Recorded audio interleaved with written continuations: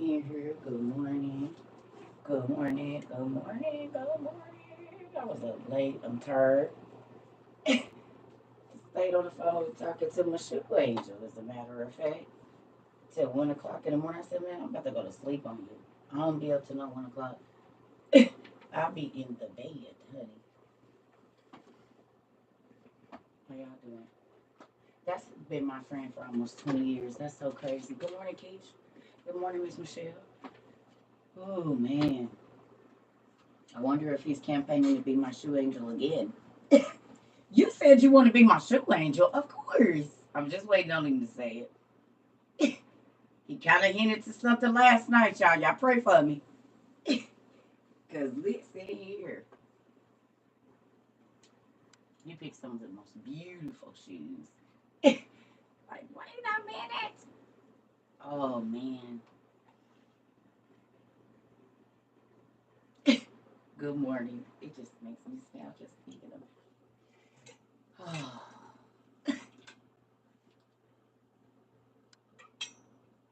Good morning, everybody. I was thinking about a lot of y'all this morning when I got up. I just been chilling.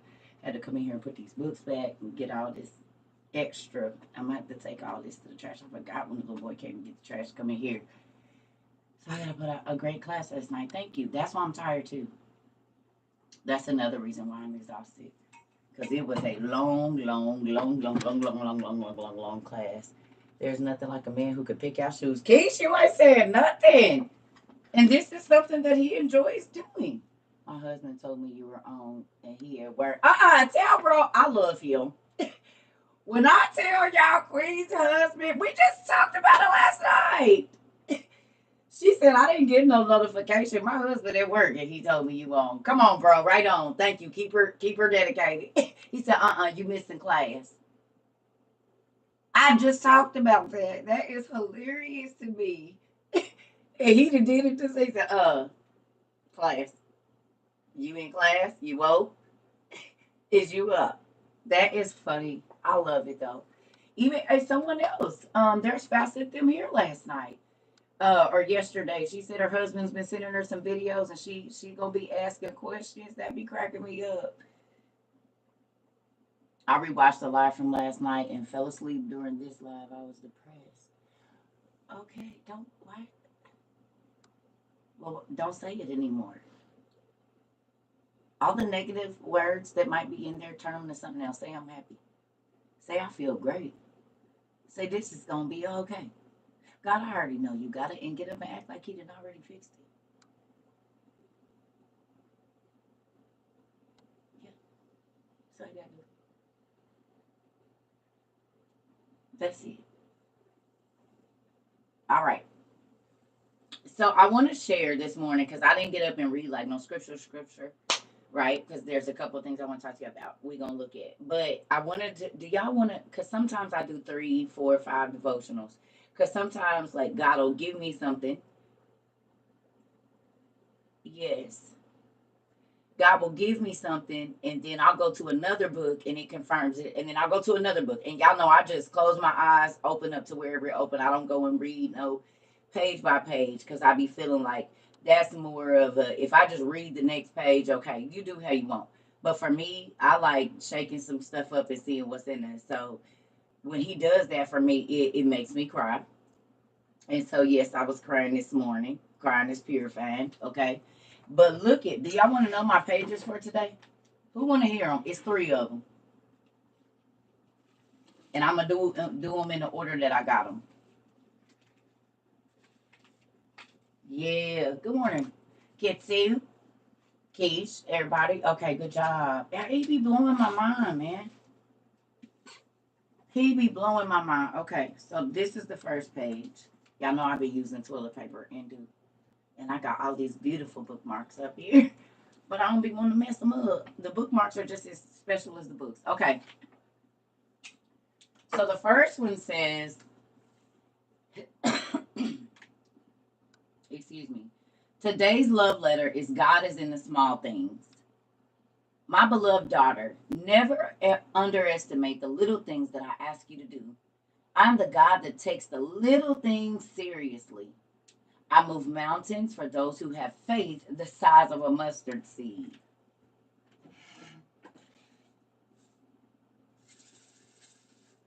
Good morning. Y'all, we just talked about mustard seeds. And all of these pages I've not gotten because it's 500 pages in here. I only had this book like 6 months or something. I don't even know how long it is, a year maybe, but it ain't been long enough for me to run through every page, I promise. I've never got this page before. The mustard seeds is still in here from the other day. They right here. You just bought so many mustard seeds. Give them away. I used to give them away. I used to give them. I had them in little bitty bags, and I used to just give them to people all over. And I say, here, I'm gonna give you one, and then I'm gonna give you 10 to give away. And they used to be like, well, just give them away. You're giving away faith, a mustard seed, and people don't realize how small that is. But I'm gonna keep going. So here we go. It says, I bless those who trust me with the little they have and give them much. I'm gonna run that back. I bless those who trust me with the little they have and give them much. We're going to come back to that. I am the one who multiplied the 2 fish and the 5 loaves of bread to feed the multitudes. I sent my son into the world in the form of a little baby. Greatness begins with the little things you do to glorify me. Now be faithful in the little things, my daughter, and expect to see big miracles begin to happen in your life. Love your heavenly Father. It says you don't have enough faith, Jesus told him. I tell you the truth that if you had faith even as small as a mustard seed, you could say to this mountain, move from here to there, and it will move. Nothing would be impossible. And that's Matthew 17. So it says, starting today, I will no longer expect to only see my God move in a big miracle. I will have faith that my God is always moving and doing something, even when it's too small to see. I will trust in my God and know He is doing great works in the small parts of my life. What did I tell y'all? I said, hey, if you do good with the little and you wise with that little, He'll multiply that little baby. He multiplies it and you be having some left over. But when you're not wise, even with the little, and you complaining about the little, and you complaining about, oh, I want me a bigger house, you don't take care of the little house. You want a newer car, you don't take care of this one, you run it into the ground. You don't go get it checked up or nothing. So that's going to be more money that you're going to be wasting because you're not responsible. You ask for things that you're not capable of taking care of because you haven't even thought past what you want. You haven't thought past the cost, the upkeep, the this and the that, how much work. You ain't that. God said count up the cost and everything you asked me for. Have you even taken the time? Like I said, people ask for $1 million. Most people do not go and look in their state and see how much the government is going to take and how much the state is going to take. So then when they say they want $1 million, they think they really got $1 million. But most times they got about 487,000, depending on the state that you go to. Between 487,000 and 660,000, roughly, is all you going to get. So you planning for money you not even going to have. But if you're smart, you'll take all of that money except for maybe 10% and put it in a high interest account and let it draw you $8,000 a month and live off that $8,000 a month. And you don't need $8,000 a month.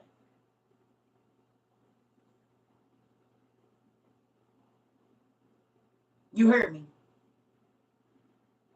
$8,000 a month is good money. $2,000 a week to sit at home or whatever. $8,000 a month is good money for one person. You can't live off $8,000 a month. One person. You hear me? And your money's still growing, and that money is getting interest. You see what I'm saying? But people don't count up the cost. You ask for some stuff, but you ain't even did the work so that God will believe that you really want it. Oh, I want to be a business owner. What you done did? You ain't got to go to school. You don't. But you can sit and learn at your house. You can go to the Goodwill and get accounting books and business management books and all of the things that you need to understand the business for like $2. And sit there and Google and learn and read, and then you can write your own business plan. You don't got to pay nobody. But will you put in the time? What is God going to get out of just giving you what you want? What have you sold into it? All that you asking Him for. You want to be a wife? You want to be a husband? What do you have to offer? And I'm not talking, y'all know what I mean. If your spouse is stressed out, have you watched them enough to be able to help them? Or is it, what's wrong with you? It's always something wrong with you.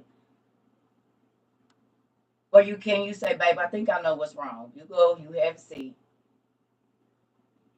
I know you do a lot. I'm going to take over and just let you get a rest. You'll get a better partner. And that's male or female. You know what I'm saying? You'll get a better best friend. You'll get a better whatever if you understand the people around you, if you take the time. But most people, they don't got time for nothing. These are questions I'm currently asking myself. You're definitely right. Come on now. Can you help your wife? Can you help your husband? What can you do? Can you grow them? I can be honest with you. It's not one person that I've been with that their life wasn't better after they met me. Their quality of living, literally. And they've come back and said, hey, man, it's hard to find you out here. I bet it is. I bet it is. Because guess what? Everybody ain't treated the same. I treat you according to how you need to be treated.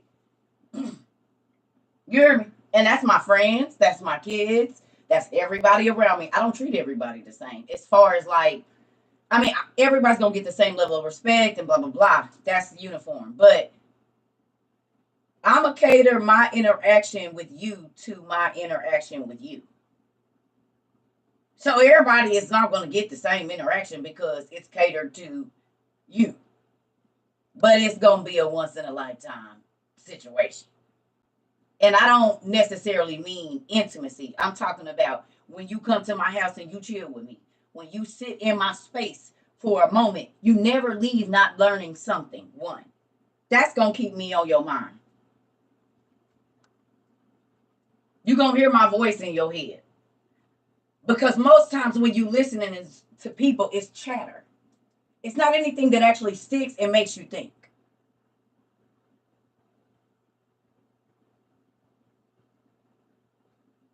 You hear me? And once you've experienced something, it's like, and then you go looking and you find it, you want more of that. And so then you hear this racket over here, and you be like, man, you been talking for 30 minutes. You ain't said nothing. Nothing. You ain't told me how you got to better your life. You haven't told me about how you working on yourself. Everything is just chaos. You hear me? Everything is just chaos. And there's so many people on this planet that are unhappy that they will fake happy instead of getting happy. They will fake happy instead of getting happy. They will fake success. They will fake a happy relationship. They'll fake their whole damn life. And y'all see it when they come in here because the man said, you need to be worried about what people think. I actually don't. That's the problem. That's why you can't be the person God wants you to be because you're worried about people. I could give a damn.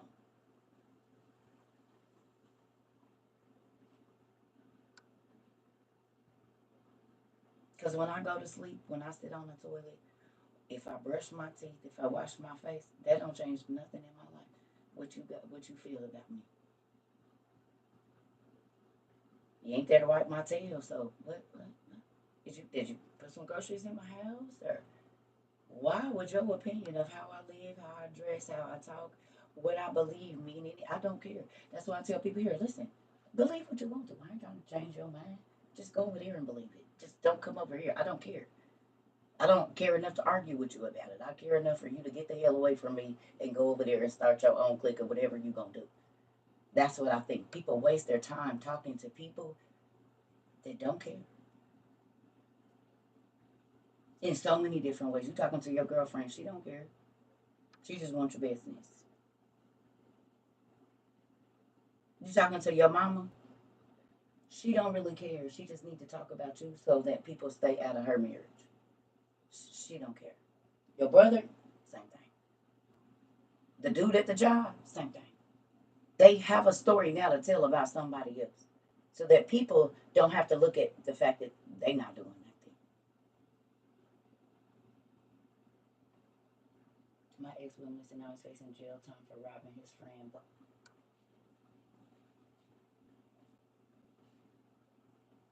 You hear me?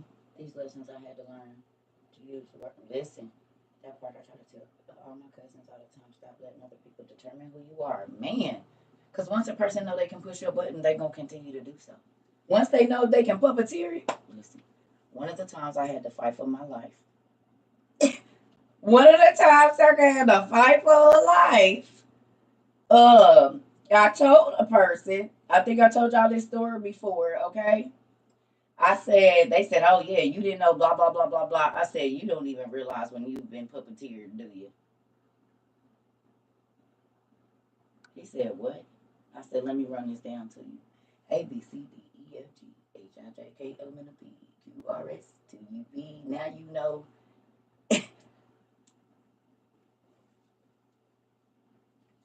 When I say I had to fight for my life, I had to fight for my life. Nigga tried to choke me and everything. Oh, you thought I didn't know?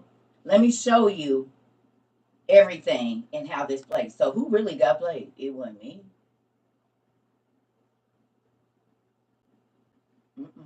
Because the sad part about people is they don't change and they don't learn their own patterns. And so they don't know that every 35 days they do the same thing. Every 75 days they do the same thing. Every 126 days you do the same thing. So if I want you to leave and I already know that your pattern day is coming up, all I got to do is do a certain thing because I know you better than you know yourself. And you going to get moving. Because you haven't taken the time to learn your triggers. So people can run you. People can move you. People can control you.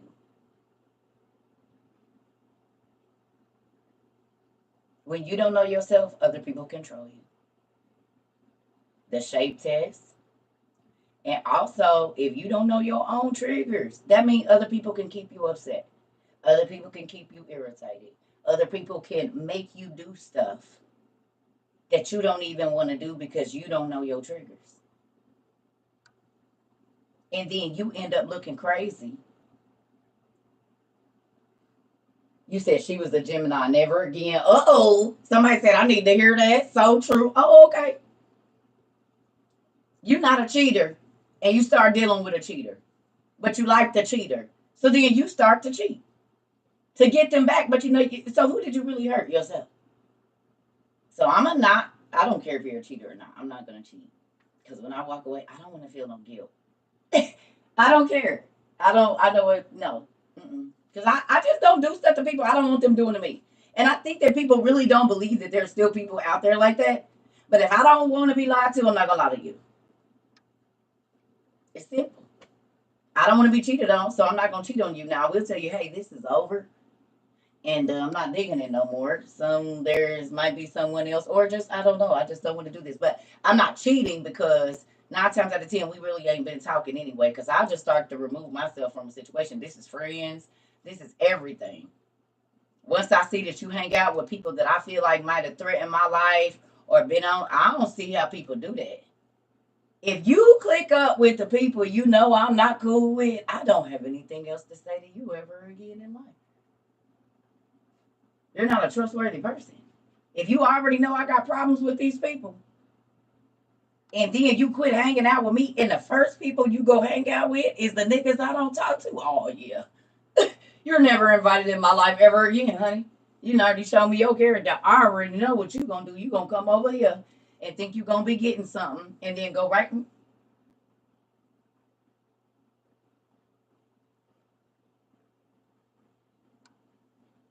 I don't know how many of my ex friends that I introduced don't talk to me no more, but they all hang out.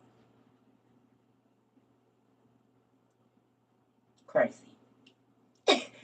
I be like, Toodles, nigga. I'm trying to tell you, because anytime you bring stress, I don't care who it is.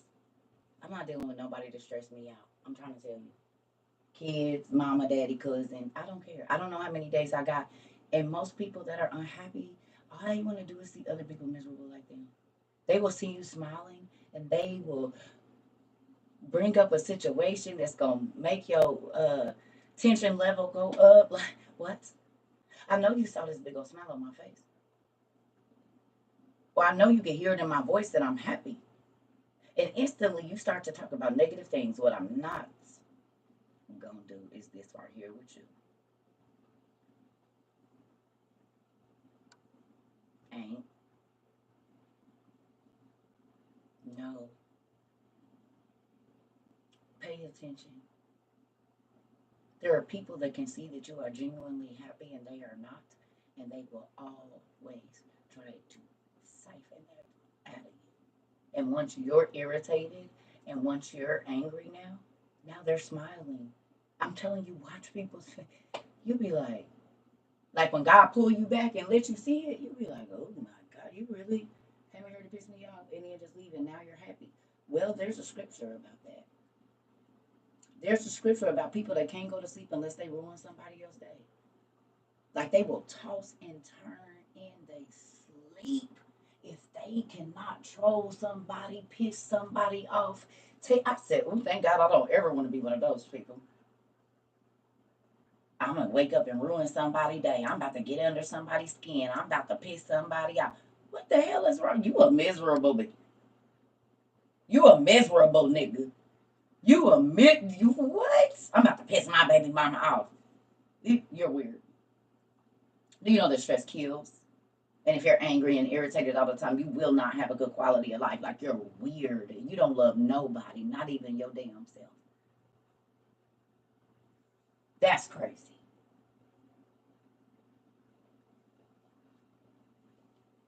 I'm telling you, you better learn these folks. That toxic crap. You realize that toxic thing.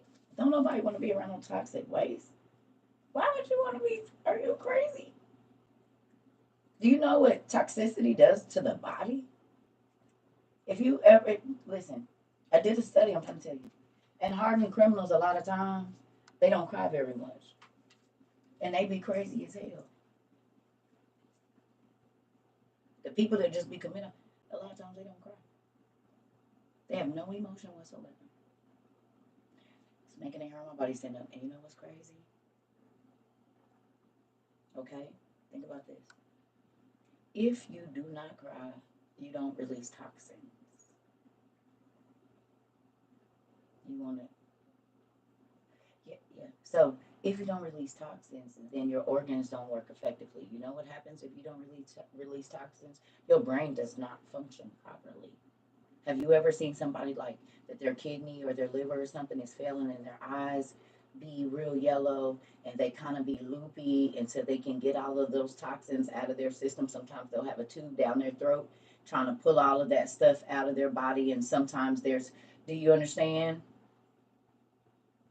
Like if they pee, be looking like applesauce because it's not filtering correctly, and then they say they be in a type of psychosis. It's because those toxins are not supposed to be in your brain. When you don't cry, we did the studies. Excuse me. Tears. Every tear you releases either 23 or 32 toxins. It's been a while. I don't remember which. But think about when you're crying uncontrollably. This is why when you cry, you feel lighter. One, your tears of sadness or tears of whatever, they release Tylenol in your body, a homemade Tylenol, as to why you feel peaceful after you get a good cry and then you are sleepy. It's because it's a sedative built into your body. So if you don't cry, you become a toxic person. Mentally, physically, emotionally.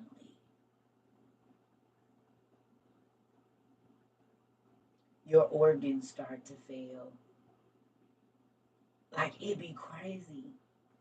God has set your body up to release the things that are not good.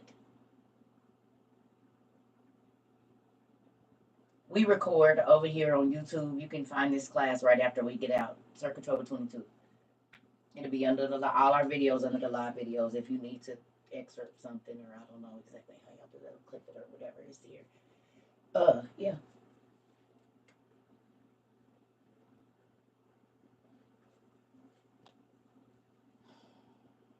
Is this drop dead Fred friend in my class this morning? He ain't got nothing else better to do but be weird all day. Do y'all ever think about what y'all gonna type before y'all type it? No, probably because you don't think about what you're gonna say before you say it. It's a good thing to be in control of yourself. It's actually a very positive thing to be in control of your mouth, your fingertips, and everything else. You should try it. It's a very mature thing to do, actually.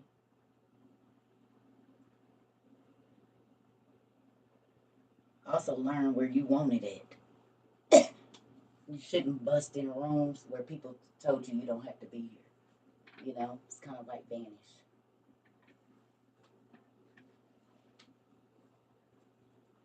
Kind of leave a head in the refrigerator ish.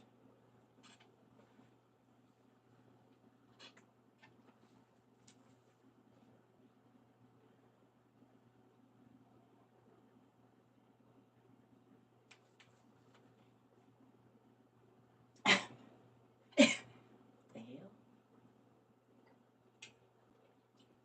Listen,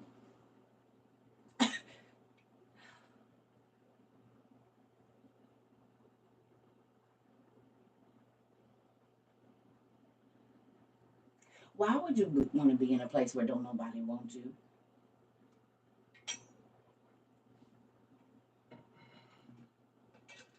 People go to jail for that. Do you realize that?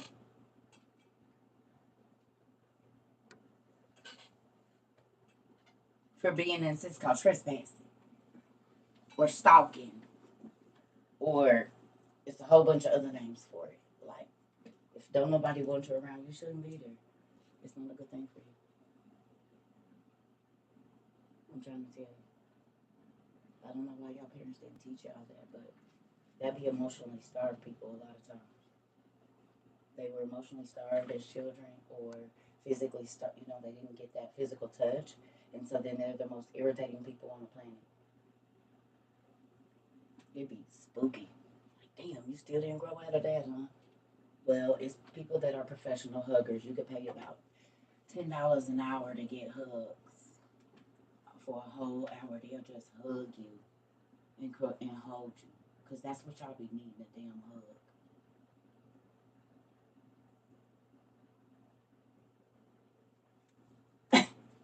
I'm serious. There's professional huggers. Go get you one if you ain't had one in a while.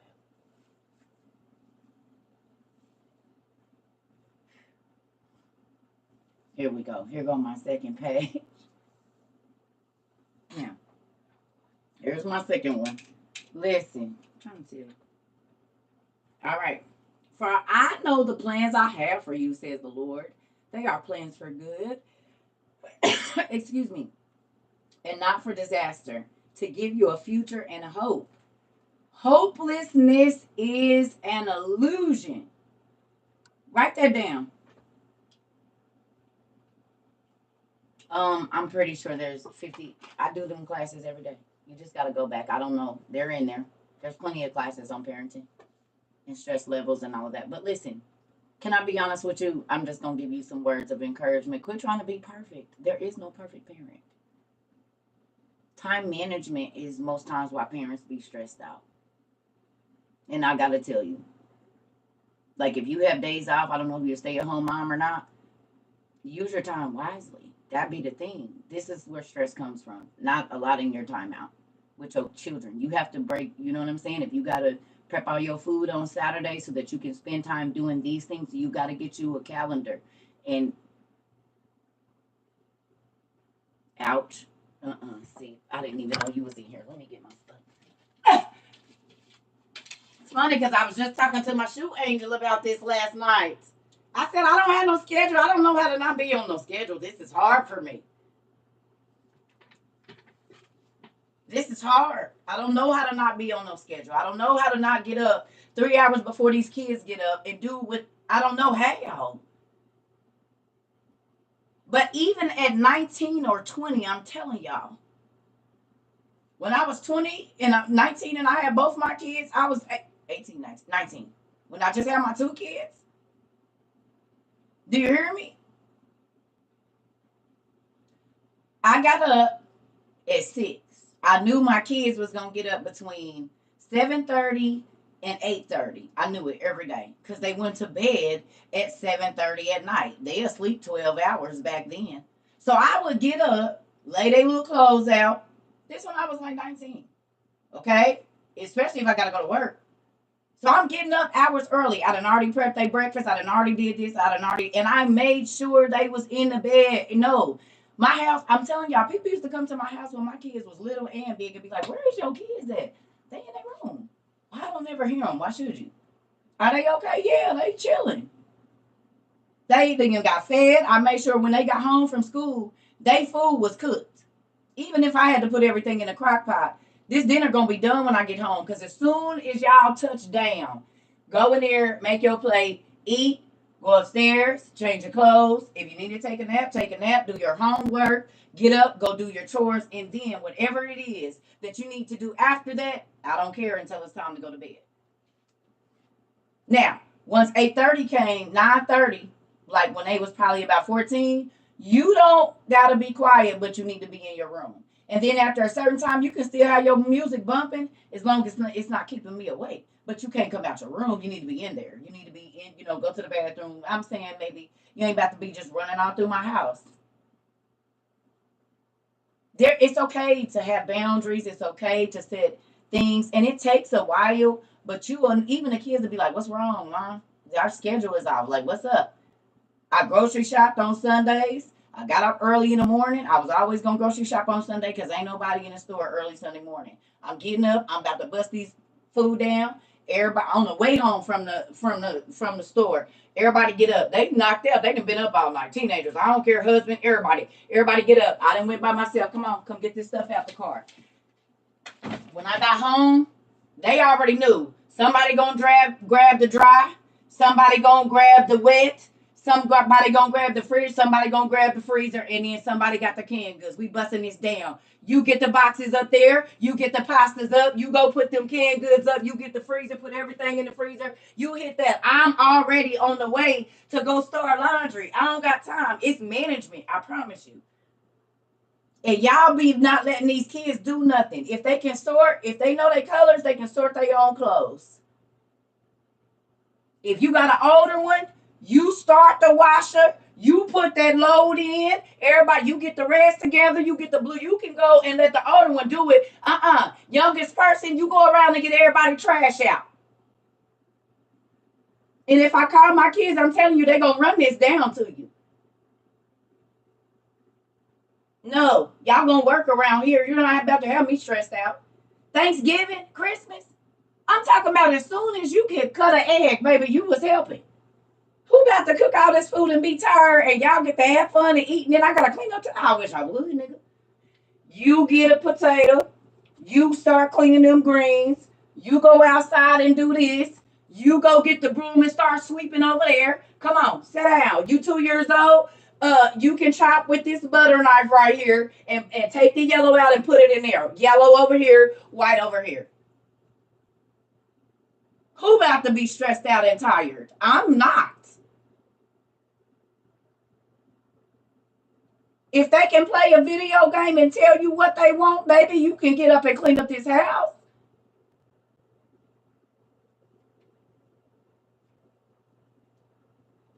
I taught plenty of people's kids how to cook and do. Kids came to my house 14. You don't know how to cook, baby. You ain't gonna be eating over here and not cooking nothing. Do you know how to peel a potato? No. Well, good. Let me show you. Come here. Everybody cooked. All the kids knew. I'm talking about up when my kids was grown. Everybody knew. Everybody's gonna do something. We're not leaving the responsibility to one person. If you can make a mess, you can clean it up. I'm telling y'all, my mama has a video of my daughter. She couldn't have been no more than 9 months or 10 months. She wasn't even walking. Them Welch's purple and red juices they used to have in a box, she didn't like the red one. She would pour that every time. So I started hanging the towel on the refrigerator. She could stand up. I said, you better clean that up. My mama had the video camera. My 9-month-old stood up on the refrigerator, grabbed that towel down, and started wiping the floor. I said, thank you. Now put it back up there. I'm not about to do that. You know you don't like it. You know you can pull this straw out and pour it on the ground, and you know you're going to get in trouble because you'll start trying to run from me in 9 months. So that means you know how to get up there and get, and I do them like y'all be doing y'all dogs. They said you're going to make, I didn't make that mess. I did not make that mess. My daughter will, if I call her right now, she start washing her clothes at 6. You want to keep going in this closet? And I done ironed and pressed everything and hung it up or did whatever, and you gonna keep snatching stuff down out of here and throwing it in the dirty clothes? I bet you I don't do your laundry. Come on. Let's go. Mommy, I'm tired. I am too. Let's go. Because I'm tired of y'all going in here and tearing all these clothes out. They was in the first grade in kindergarten, baby, and they was doing their own laundry, and it smelled good. You're going to fold it and you're going to put it in your drawer because you know how to go in there and take it out.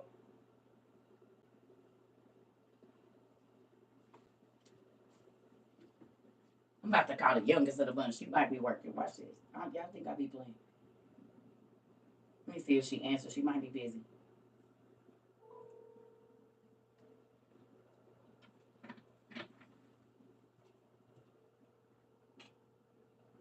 She might be busy or asleep.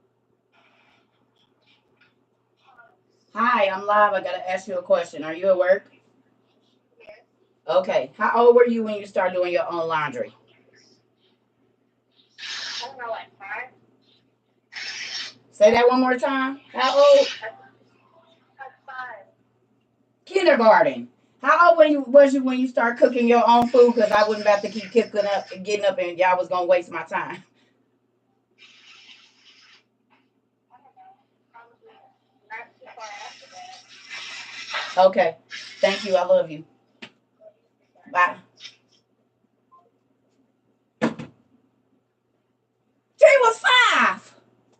Get up, get them clothes, and come on. You're not about to keep wasting my time. But that baby can run through 30 loads of clothes in less than an hour. And I'm talking about washed and dried now at 20, baby. She ain't taking all day to do no laundry. She know a washer gonna take, if they go to the laundromat, 33 minutes. In that 33 minutes, she done went and put her stuff back in the car. She done got all her stuff, got all her dryers lined up. She about to throw that crap in there, 7 dryers. Boom, she done in 22 minutes and folded her stuff, put it in the bag, and let's go. At 20 years old, who about to do that? It's efficiency.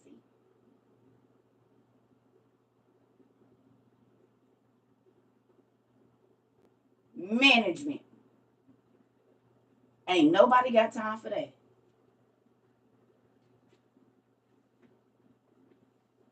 And this is why when she was 17, when I moved and I said, "Are you going with me?" She said, "Nah, I'm going to give me a place in December."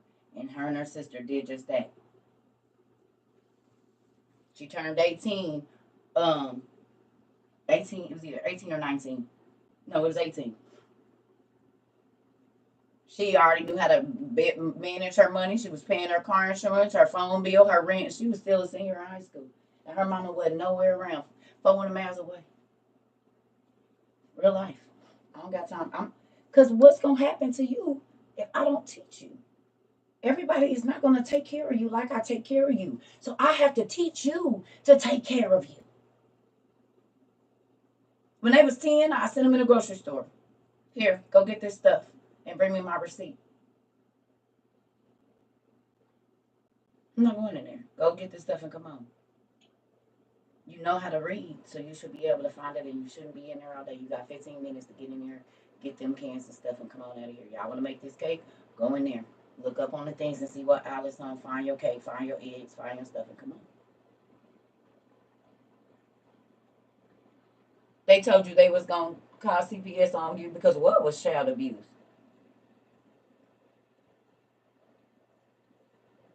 No. This is why you got 50-year-old people still living with their parents and ain't gonna never move out.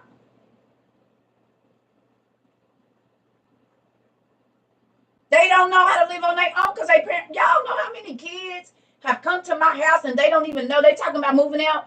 They don't even know how to do a budget to save to be able to get their first month's rent.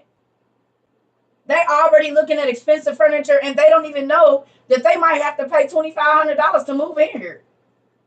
So I done sat down with our countless teens across the country, I'm telling you, and said, okay, how much you make at your job? So what happened if you go out and you party and you miss some days? You're not gonna have $2,500 a month. You're going to be missing days, right? So then you're not going to have that money. And now you don't have this to do and you don't have that to do. So where your food coming from? Okay, so how much do toilet paper cost? You need at least 20 rolls a month. And if you're gonna be having your friends over, I guarantee you they're not bringing you nothing. You're probably gonna get. So I would break it down to them down to the penny. This is what you're gonna need every month. Wow, I didn't realize that. Oh, okay. So you gonna keep talking crazy to your mama, or you gonna give her that 300 she asking for? Because 300 really ain't nothing. The electricity you use, but mama's trying to teach you that when you stay somewhere, you gotta pay. Don't nobody owe you nothing. You can't go to nobody's house and not clean up after yourself. Trifling. You gotta clean up. You can't go to people's house and use their shower and not try to spread like you just not gonna do nothing. Like this ain't your mama house, nigga. Oh girl, this ain't your I don't have to do that for you. And so when you spoil your kids and don't make them do nothing, you make it hard for the person. This is why you got grown parents that'll make their kids do all the work. And what I mean by that is the parent does nothing. I mean, absolutely nothing. They're not going to do anything. My kids, what I did, they had to get 3 recipes a month. They had to cook a breakfast, a lunch, and a dinner every month, which means you got to go find a recipe. You got to write your list. And then when we go grocery shopping, you got to get your stuff. Well, I had 3 girls in the house at that time. So that's 9 meals a month. I don't gotta cook. 3 breakfasts, 3 lunch, and 3 dinners in this month that I don't got to do. You see what I'm saying? And on those times, I clean the kitchen. So I was gonna clean the kitchen roughly 8 or 9 times a month, because sometimes I still made them do it, because there's been times I had to cook and clean. We gonna get life in. But guess what? They're amazing mothers, and they can handle their houses. Yeah, I told y'all, go to their refrigerators. They refrigerator just not like the yogurt is in the same place, the cheese, the pickles. Everything, it freaks me out. I look up in their seasoning cabinet, it's lined up exactly like mine. I go in their little store cabinets, all the toilet paper be in there, pine sol, washing powder, bleach. I be proud because they understand that you can present something to the world, but if you're not living it, you're going to be a very unhappy person. And so what I told my children was, listen, we are not living above our means. You got a bed, you got everything you want, well, everything you need, and some of your wants. That's more important. I said there's a lot of people that get their wants, but they don't have what they need. They don't be having toilet paper, body wash, but they got brand new shoes on, brand new fit on, but they can't pay that light bill in 2 days. They done went and turned up and had a great time, and then they have to go get assistance to help somebody pay their rent. Do you see what I'm saying? And when you don't teach your children about life is you're not always gonna be able to have fun. Sometimes you're gonna have to go 7, 8, 9 months if you want something without like we not teaching our kids this. It's a lot of people that don't teach this, but this is life skills, and this is why they get in marriages. And when they husband or wife don't jump and do like you did, they you don't love me. And no, idiot, that's about to put us in a bind, and we're not going to be able to survive for a long time if we make this stupid decision. Do you realize how long we could pay for this if we ain't wise about this decision we about to make? We could ruin our credit. We could, end up whatever, like, and whatever you, because you just see what you want right now and you don't care and you ain't listening to somebody, you going to go out and get it anyway. Oh, okay, well, you going to keep poking holes in the boat. I got to go. I wasn't used to making my bed. My mom did that. Listen, I'm trying to tell you. I don't got time. You're not about to keep poking no holes in this boat and thinking I'm about to stay in here with you. Because you stupid. And you think that you should just because you want it right now. No, no, no, no. What about planning? If you don't teach your children responsibility, you set them up for failure, y'all. Your sons should know how to do everything your daughters know how to do. And your daughters should know how to do everything. Because if something happened to their spouse, do you mean to tell me half of the house just going to suffer? Half of the finances, half of whatever it is? No, they need to be able to pick up the slack. And if y'all got a family, they can delegate those other things. The most important thing the parent takes and all the rest of it. We got a unit here. Because it's not always going to be both of y'all. Somebody could lose their job. Somebody could get sick. There's anything that can happen if you only plan for what you want to see. You setting yourself up for failure. I'm trying to tell you. You setting your kids up for failure. That's why I'm single, man. So many moms, oh, my son a good man, honey. And no, the hell he ain't, actually. I don't know why you keep lying to this man. He's a liar. He don't keep his word. He's not a man of his word. He's not responsible. He's not teachable. And he's reckless. What part of that makes a good husband?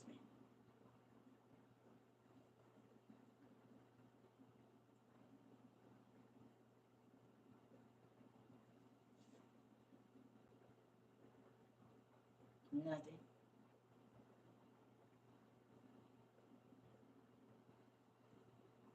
He's not in control of himself.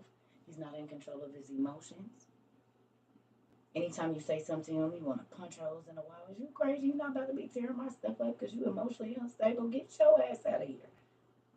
Your mama didn't teach you how to communicate.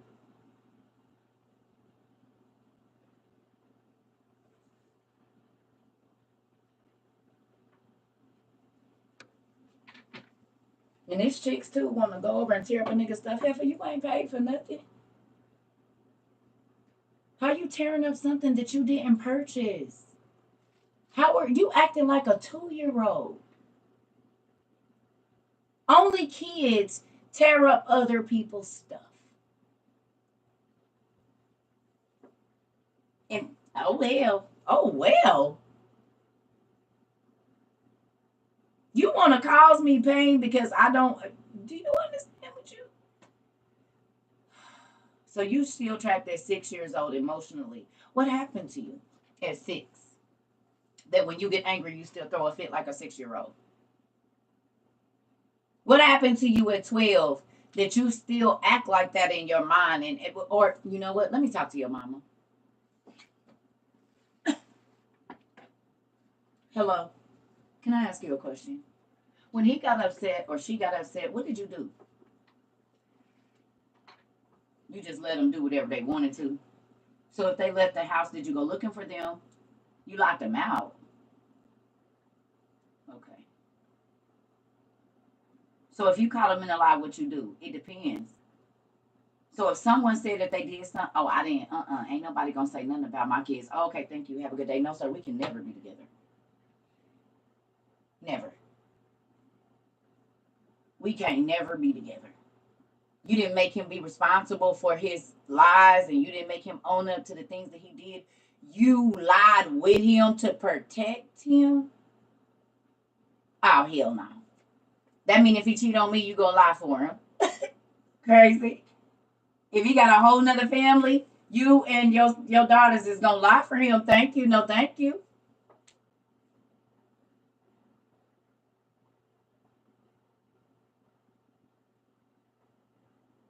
I will not lie for my son. I will not lie for my daughters. They came here and told y'all, don't be dating like, and for me, when I say dating, that means we not, you know what I'm saying? I can go eat and go to the movies and go to the park with whoever I want to if I'm single, right? I don't, that's a date. We gonna go eat, we gonna go get some coffee, we might go chill, sit in the car or whatever. Like that's, time, right? But if you have like a main person and you want them to be able to come into our house and and go to dinner with us and be included in family things, I bet not ever see nobody else. Now you could have what you gonna do over there, but I bet not see them because they'll be called by that other name shortly. Within 5 minutes of them being in my presence, somebody is gonna be somebody else.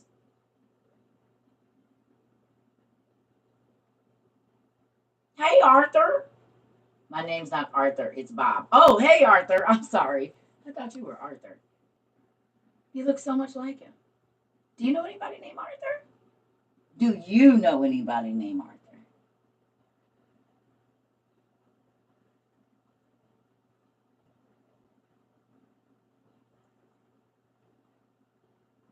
No, you don't? Oh, okay. I thought you might. You do, huh? You know somebody named Arthur? Oh, okay. Okay. I just want to make sure.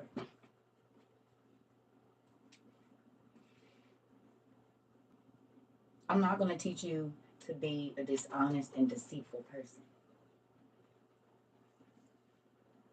Do you realize when you cover for your children, your daughter, your son, and you know they talking to multiple people and you don't say nothing, you are encouraging them to be deceitful. You're encouraging them to be a liar and a womanizer and to cause pain to people. Do you understand what you're doing when you do that?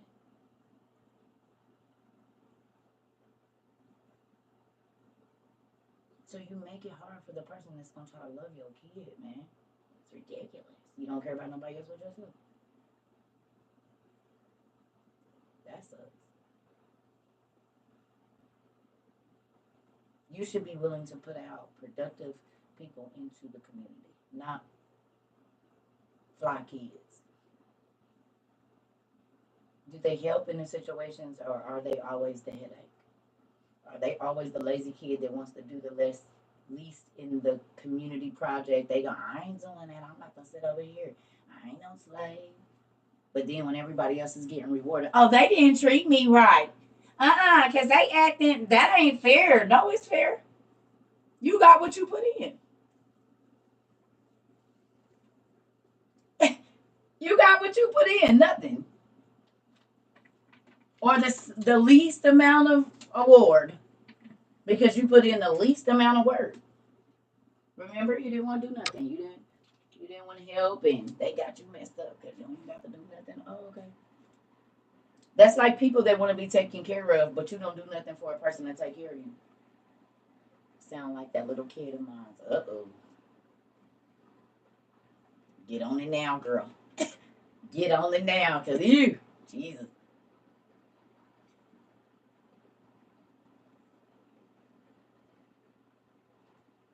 Chicken Little lesson, what you done said.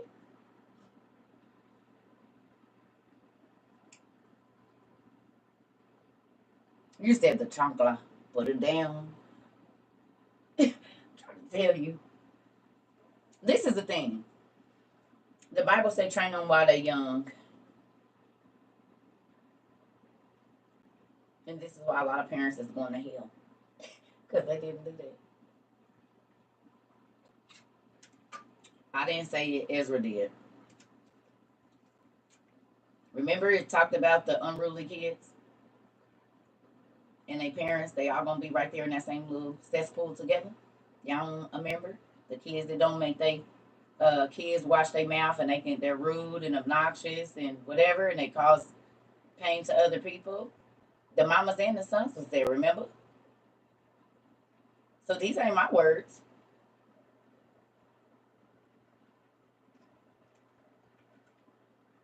I have 5 sons. I wish I would find them cheating on a lady. Bust you in your head.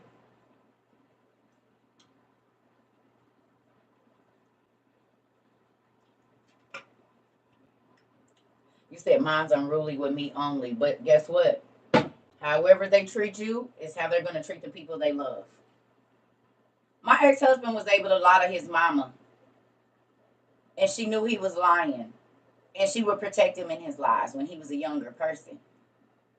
That made that hard for me because I'm not gonna protect you in your lies. I'm not gonna go along with your lie. You lying. He'll get all mad. Why you always do that? Cause you gonna quit lying. I'm not lying for you. Boy, please. I'm not going to hell for you. You want me to go to hell for you? God hates a liar. You want me to go to hell for you? No.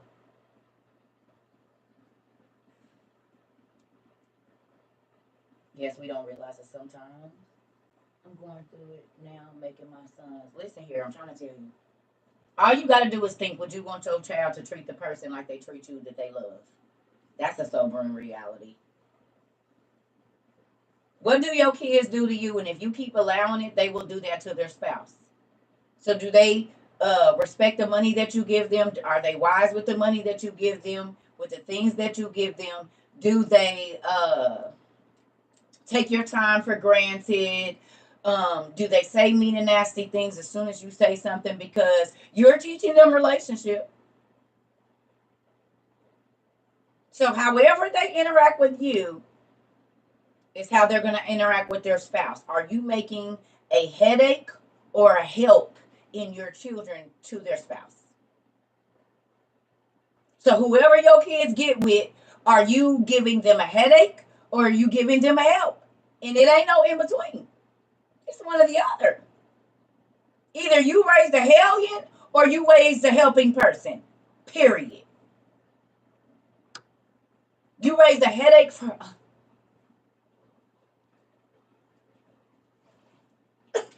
I can go through them journals right there and tell you about a headache. You hear me?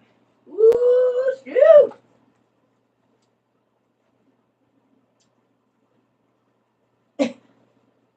Sheesh. Let's see what I got here.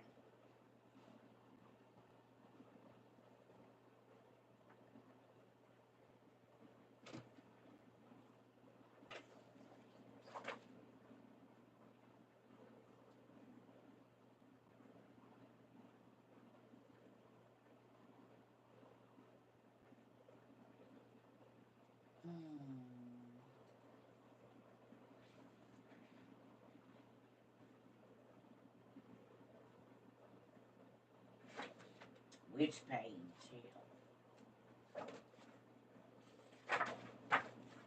This was about when I was about tired.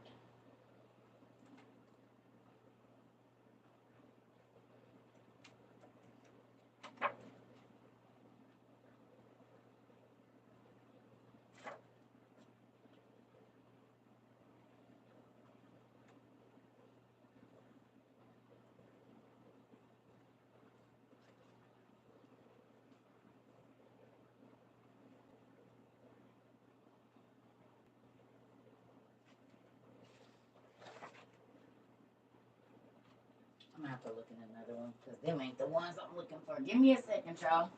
I'm trying to find. Let's see. Y'all know I got journals everywhere. That was 2020, so by that time I was journaling, but it wasn't like go closer to this beginning of the relationship.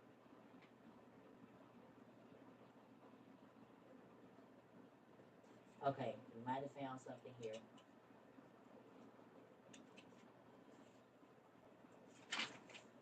One second, y'all.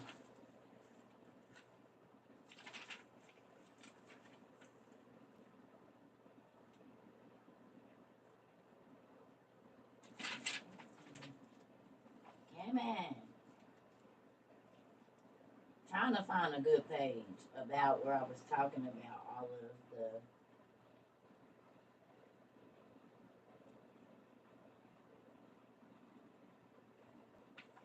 craziness when I used to be angry. Because it's here, but grateful for everything. Okay, here we go. There we go. This is a good one. Now I found something. Sorry, I had to find something. Now I'm gonna be going in and out because everything ain't y'all business, but I just want y'all to see something. Here we go. Thank you. I built it myself too, Coach Rain. From my own hands by my own self. I weigh a good 200 pounds, probably. Thank you. I appreciate that. Okay.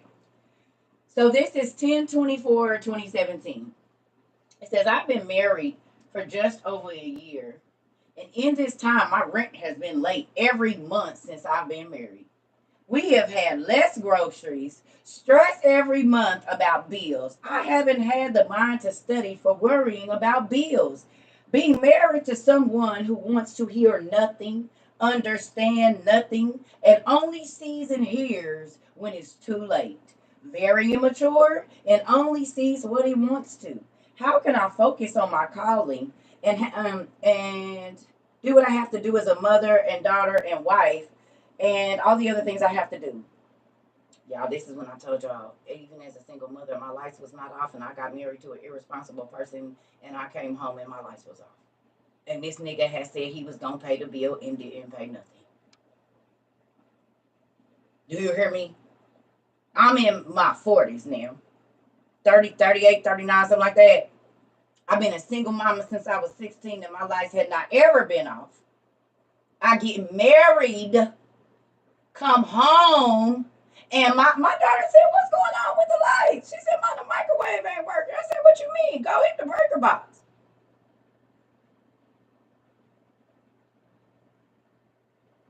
You had the money. What did you do with it? My kids ain't never had to come home with no damn lights.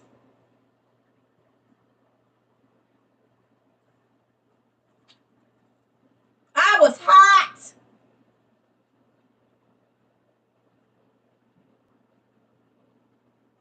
Do you hear me? Pissed to the highest level of festivity. I'm not playing. I was mad.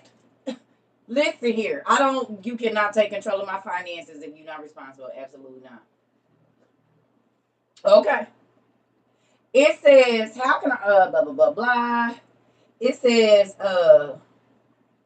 my lights are off. When Yahweh was my provider, we had no days like this. It's unreal.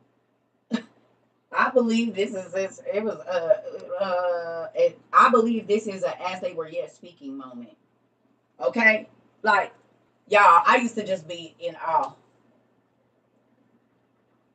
Like you've been alive all this time and you didn't learn nothing. You just been going through life making up whatever you want to in your mind and trying to let that mess out.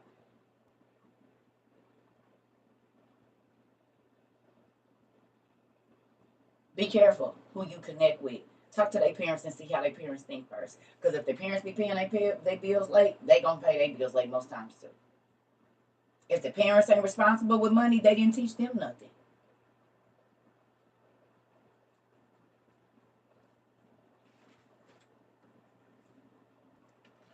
This man moved in with me and started throwing food away in my refrigerator. I said, "What are you doing?" He was like, "I'm not used to seeing all this stuff in here." I said, "You're not used to seeing a full refrigerator?" Nigga, what is wrong with you? I'm sorry, you used to opening the freezer and stuff ain't falling out.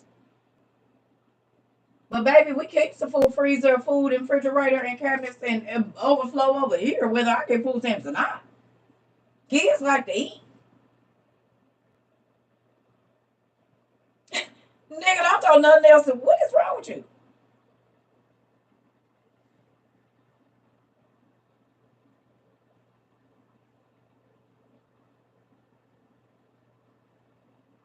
You want to see an empty refrigerator?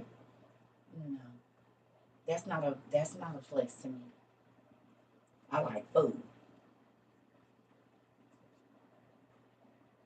Listen,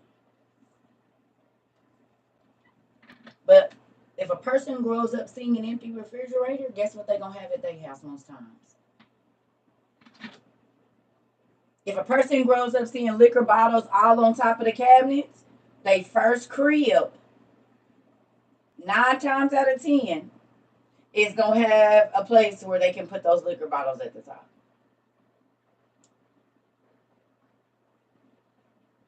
Wherever you put your cereal, 9 times out of 10 they gonna put their cereal. Well, however you tell them to put their shoes, because what is in you is in you. You gonna do what you see. You gonna do what you experience as a child. So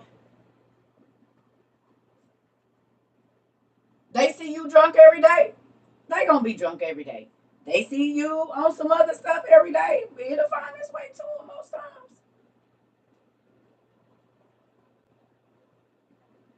Whatever you do in front of your children, you are sowing into their life and the lives of your grandchildren, great grandchildren, and other people. Be careful. Because just because you can deal with it don't mean everybody ain't going to let your baby be talking crazy.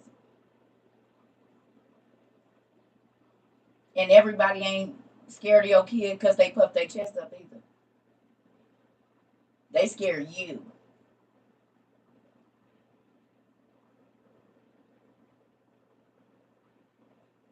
They can talk crazy to you. They can't talk crazy to everybody like that. And what kind of person are you growing with? I'm going to keep stressing that. What kind of person are you growing? Are you going to headache for people or are you going to help? Is your child considerate or are they selfish? Do they put themselves first and laugh at people that have less? Like, what are you growing over there in your garden called your house?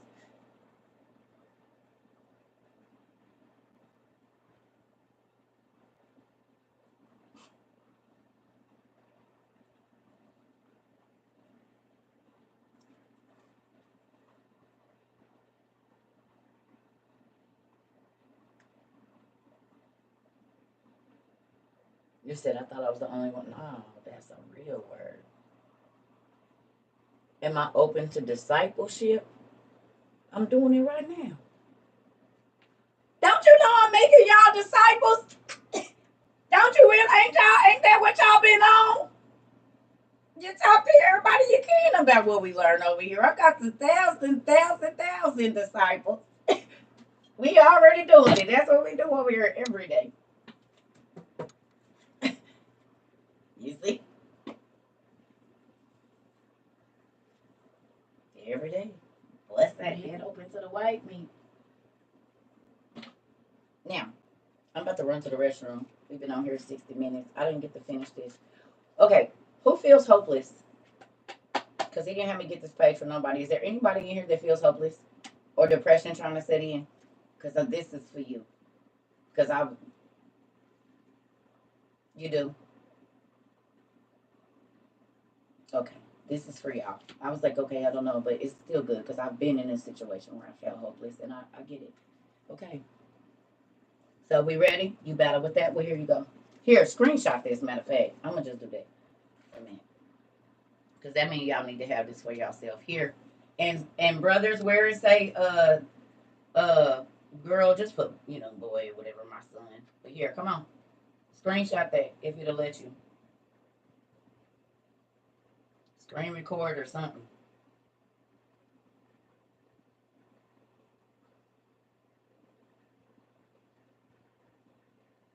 Hmm.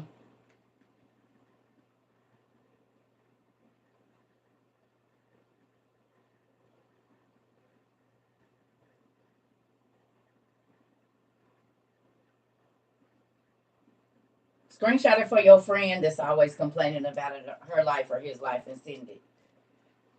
The one that always is woe is me, Eeyore, your Eeyore friend, your Eeyore friend that always call and ruin your mood because everything is always. Uh, Send this to them. Hopelessness is an illusion. Okay, now let's get this popping. Send it to your mama, your sister, your good. Send it to everybody. Too. Post it on your other social media. I don't know. Because this right here, I'll be like, okay, Eeyore, I gotta go. You can be Eeyore sometimes, but not every day. We're not doing that. Here we go. Hopelessness is an illusion. My beloved warrior, hopelessness is just an illusion. My beloved warrior, I am your hope, and your future is in my hands. Just as I parted the Red Sea of hopelessness for Moses and my chosen people, I will part your sea, and you will walk in the promises I have for your life. Don't allow the illusion of the enemy to become reality. I'm going to say that again. Don't allow the illusion of the enemy to become a reality. Fires will never burn you out. Raging waters will not drown your dreams. I am bigger than any challenge you are facing. Now, my princess warrior, or prince warrior, whatever, fight the temptation to give up and allow me to walk you into a life filled with indescribable hope for your future. Love, your king, and your hope. Yeah? What do you think? What y'all think? That's a zero. Mm-hmm. That's good. Now, third page. Y'all ready for the third one? We just down getting to the third one right here. Okay, let's get to this third one. You needed it. Good job. I knew somebody did. God will always make a way, and does. Here we go for the other one. Tell me he wasn't in my head. Y'all got the first one. Y'all heard what he said, and this was the last one. Y'all ready for this last? Y'all, I'm gonna read it, then I'm gonna let y'all take a picture. Okay? Is that fine? It's okay because that's what we're doing. Moving on. The Lord answered, I can do anything. Watch and you'll see my words come true. Y'all need to write that down. It's Numbers 11 and 23.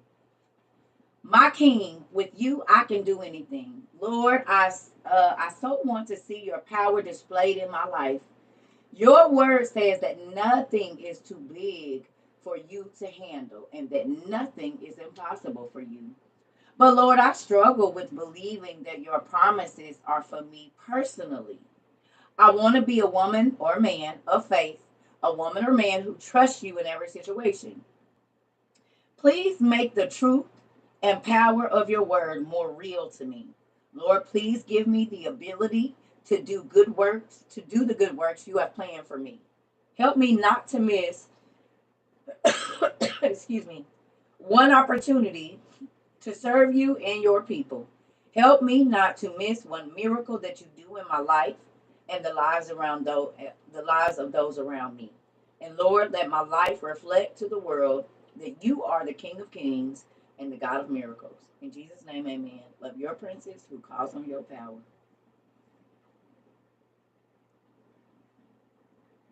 Wow. I'm just saying. I'm just saying. There y'all go.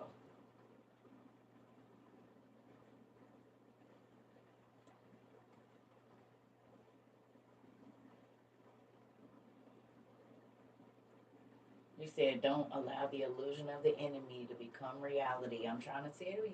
It be smoke screens. I told y'all. Smoke screens. And if you sit through it,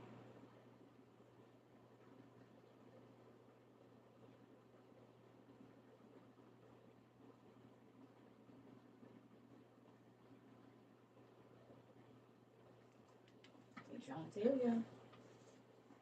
All the devil got to do is get you thinking it's gonna happen, and you won't move. It's like the horse that's tied to that chair. That horse can smash that chair, but because it sees that it's physically tied to something, it won't move. All the devil got to get you to do is keep thinking about it, and you won't. You'll make it a reality. You'll start to act like it's already happened, and that's why I don't let people speak crazy stuff over my. Don't you ever talk to me like that again. You speak that over your own life, not mine. No.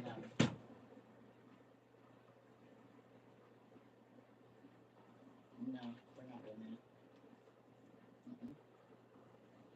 Especially when I know most people don't even like themselves, so you think I'm gonna trust you to talk over me and you don't even like you. You don't even do what you need to make you happy. So why should I even worry about what you think? Just had a professor tell me I'm not qualified for my major, and that shifted my whole day. Girl, please. That's the devil. He don't. I told y'all, people tell me God is not using you to minister to nobody, honey. You are delusional. I said, really? Well, that's funny because I just got 3 calls. This was a long time ago when I was young. Of a lady telling me that she quit taking drugs. This man went back to his wife. And this young lady don't want to unalive herself no more. Maybe that doesn't mean anything to you. And now they're all 3 reading the Bible and really wanting to know what's going on. So I see. I mean, just because you can't see what I'm doing and just because you don't see greatness in me don't mean it ain't there. What's wrong when you can't hear from God? Most times he ain't saying what you want to hear. Because he don't stop talking. Not like that. Now, if he ain't saying what you want to hear, then you act like you don't hear him. It's called selective hearing. Mm-hmm. Most times when you ain't got the answer you want, then you say God ain't talking. No, he's talking. He's just not saying what you want to hear. Like let go of it. Oh no, that's not God talking to me. That's the enemy. He knows he said let go.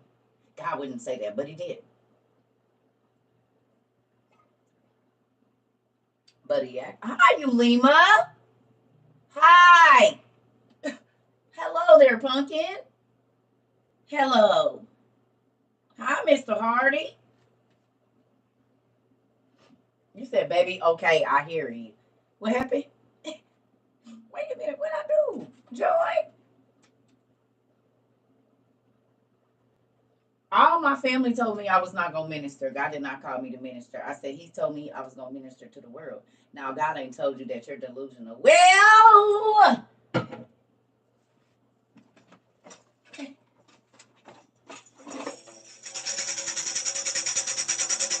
looks like I've been ministering to the world. Hallelujah! Thank you, Jesus. You said I said God made me build a podium in my house, and I thought people and made me put it in the corner because He knew I was going to be standing in a podium in my house teaching right where I was at. He said, I ain't got to take you nowhere. You're going to teach from where you at.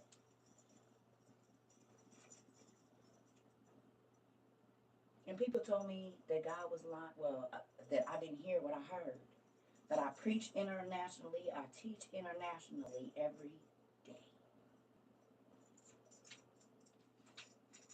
But guess what? It didn't start here. I had friends that was traveling and moving all across the world, and when they was traveling through Israel and all of these different places, and they was going over into Berlin and all of these other places, when stuff was crazy, guess what they called at 3 o'clock in the morning? My ministry started overseas a long time ago. I couldn't see them. I could only talk to them. I can't see y'all. I can only talk to y'all, but y'all know where I'm at. Some of y'all are overseas. God started with the small things.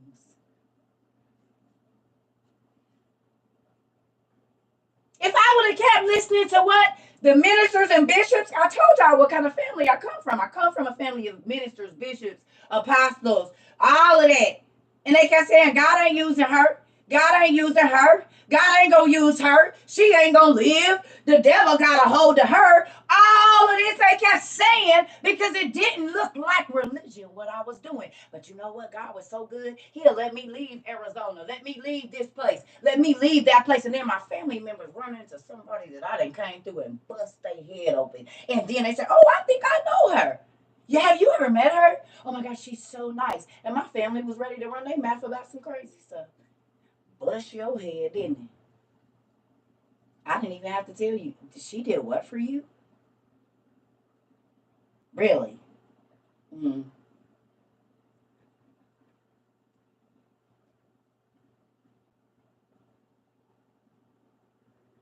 My ministry was behind closed doors. My ministry was on the streets. My ministry was in places that most people would not have thought a ministry should be, which is where Jesus' ministry was. I went to the lost. I was in the crazy situations. I was there back in the 90s when everybody's sitting there with gauges on their lap and God get me to tell me to get up at 12 years old, 13 years old, and go in the kitchen and find some cooking oil and go in the bathroom and pray over it because it's about to be a shooting at this house and they don't even know it. So I play it off and be like, ah, what's up, my dude? Hey, what's up, bro? How you doing? Hey, nigga, where you been, nigga? Hey, I'm about to run outside real quick, see what's going on around here. I didn't hit my feet. I'm about to walk, act see what's coming. Hey, y'all, we need to ride out. I'm 13, getting up, anointing people's children. I'm going over around people. I told y'all about my friend. I just met her. This was in 2013, December, Christmas. She said, go to Michigan. I said, I don't want to go to Michigan. I don't want to go there. She said, it's just going to be me and my friends, me and my family. We ain't going to be doing nothing. We just going to be chilling in the house. It's going to be mess and everything. You good? I said, mm-mm. She said, just go. Get in the car. 30 minutes in, 40 minutes in, something hit my stomach. I said, this is not going to be a good time. I can already feel it. We get to the house. I done told y'all the story. Get there. I haven't been here an hour. Get out shower. You know, my kids is playing with her nieces and nephews and stuff. I'm in there in the room with her and her nieces and stuff. We chill. And there's a knock at the door. And there's a man and a woman that come through the door. Well, I was on my way to the bathroom. I don't know none of these people. I barely know her. Like, I ain't known her for 6 months, but I really don't know her. You know what I'm saying? Kind of do, but kind of don't. So, we up here with her family in Michigan. This man and this lady walk through the door. And God tells me to touch the young man's hand. I said, 3 times. He said, you need to touch him. I said, no, I don't want them problems. I don't know none of these people, God. And it is 18 inches of snow outside. I don't got no money to get home. I don't know these people. They leave the house and screams erupt in the living room. I went out of the bedroom, went in the living room, and that young man's face that I just saw, and God told me to touch, his face was on the news. Armed and dangerous, and shoot to kill if you need to. Wanted in a homicide from last night. I said, you gotta be damn kidding me. I know it! Oh man, I said I knew it. I knew it.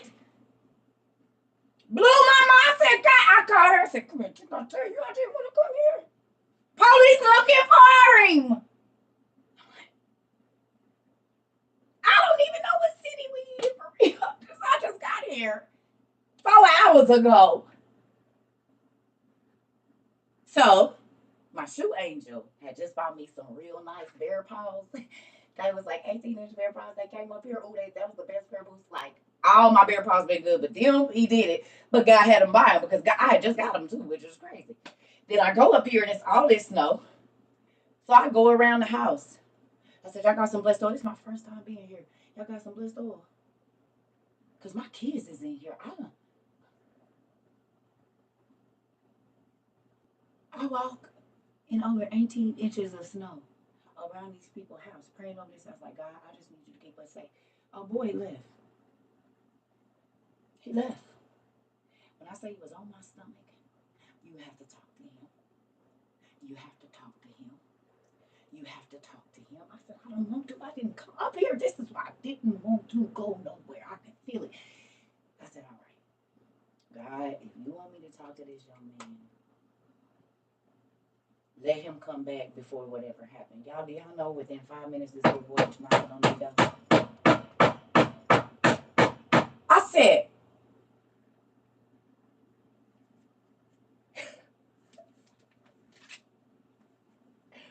oh, Jesus. Oh. You didn't have to answer that quickly. I thought you was going to wait about 30 minutes. This young man was going to unalive himself. He had a son. He was going to unalive himself. God allowed me to witness to this baby so that he turned himself in. He did not unalive himself.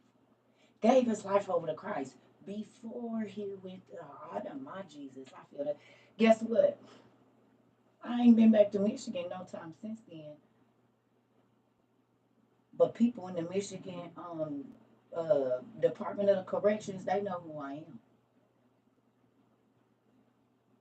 Because this baby got in there telling people about this lady that he met that told him all the things that happened to him, and she just met him today. God ran this baby's story through my mind, y'all. I ain't never met, oh my Jesus. I said, oh, this happened, this happened, this happened, this. That tears started rolling down that young man's face.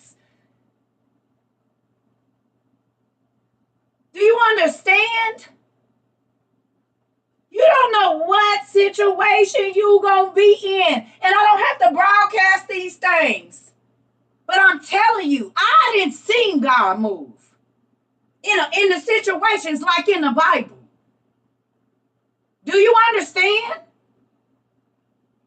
This is not a game for me. It's not I preach hard. No, I didn't lived it. I know. I've been in the streets. I've been there. I've seen it. I done dealt. Listen, I told y'all the young man that killed Amanda Blackburn slept on my couch for over a month.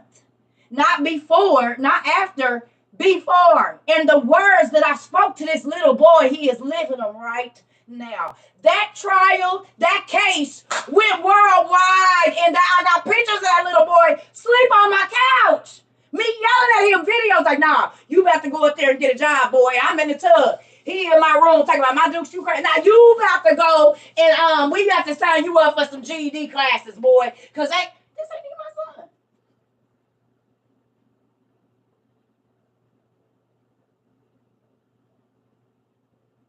Yeah, he killed a man in Blackburn.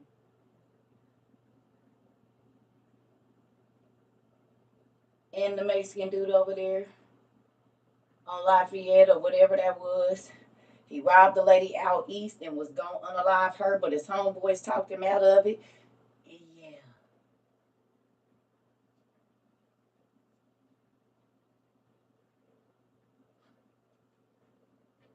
I definitely will. I definitely will. Josh.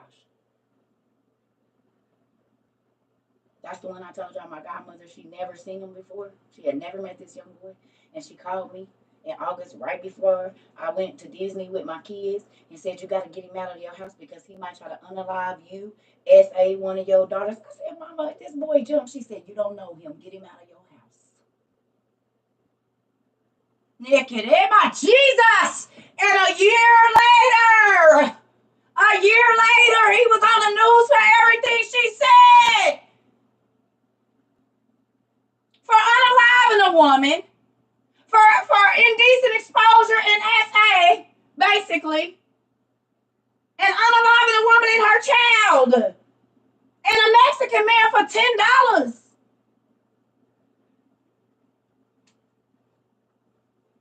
I'm trying to tell you.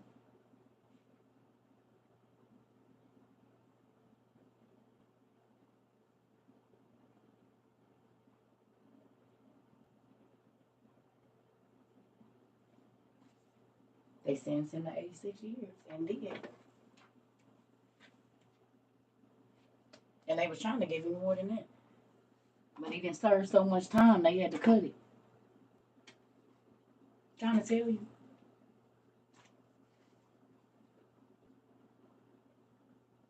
Listen, he lived in my house on the west side. That little boy got down on his knees. He was 17 years old. I said, you better ask my son.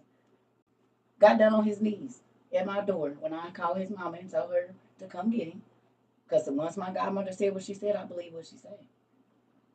And I said, he can't stay. I'm sorry. He got down on his knees like, my Dukes, please don't make me leave. So when I saw that, it broke my heart. But I had already told him, I don't know what you doing. No, not Deanna Gordon. Mm-mm. Larry Joe Taylor. Yep.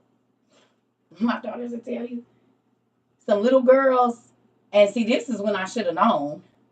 Because when he moved in with me, some little girls was picking with my daughters. And they told him, I did not know.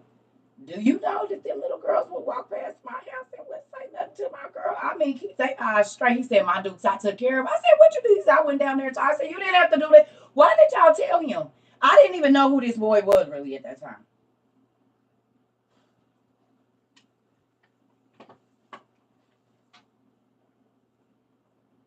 He left my house in August of 2014 and he committed that stuff in 2015.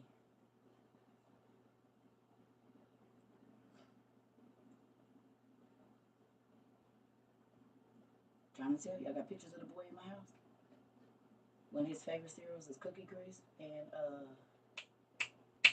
what's that cereal he asked me to buy him right before he left the house? I can't think of it. But when I used to stamp my fingers, he'll get up. I made him study his GD paper. All of that. I'm trying to tell y'all. And that's why I keep saying people don't know who I know. Y'all don't know the people I've been in contact with. I have met a lot of people that made it to the news. Trying to tell you, y'all would not believe it, and it is what it is because it's a part of my testimony. And I normally don't name drop, but that's the situation that was crazy, and it's been others. It's been others. God always but you want to know something? He's one of the sweetest little boys, believe it or not. Because when me and my daughters was homeless and we moved into a hotel, it was all these grown men out there. He didn't want to help me. That little boy also brought bacon and eggs down to my room every day. My dude, you gonna cook these for me? I done got us some some eggs and bacon and some potatoes. I said, I got you, boy. I'll bring it down there to your room. I never went in there. He'd check on me and my girl. So that's why when it happened, I was like, but God let me see the person before he was tainted or whatever was going on with him. You know what I'm saying? That little boy used to talk to me about all kind of stuff that was going on, and he gave me respect. A lot of kids respect me more than they respect their own parents. I promise you, they do. It be blowing my mind. They be like, "How do you get them?" Because I don't play with them. They know what you fake, and they know I don't give a damn about none of that. We about to talk about the real stuff in real life. I didn't ran. Listen, God has moved me from one end of this country to the other. And I have seen some things, and I've had to have some conversations and interviews, basically. You hear me? You never know. That's why I say, like, when I told y'all when I was with my ex husband and niggas in the hood, that was that nigga, they'd dap me up and be like, "Yeah, what's up, sis?" Walk past that nigga like, nah. I seen the nigga down there slap this nigga hand away, like, nigga, we ain't talking to you, nigga. Oh, what's up, sis? Oh, what's up? How you doing? I heard you over here hollering at somebody. You, I don't like them. I wouldn't like them either because they know you not real. They can see through all of the crazy stuff you say. They can see it.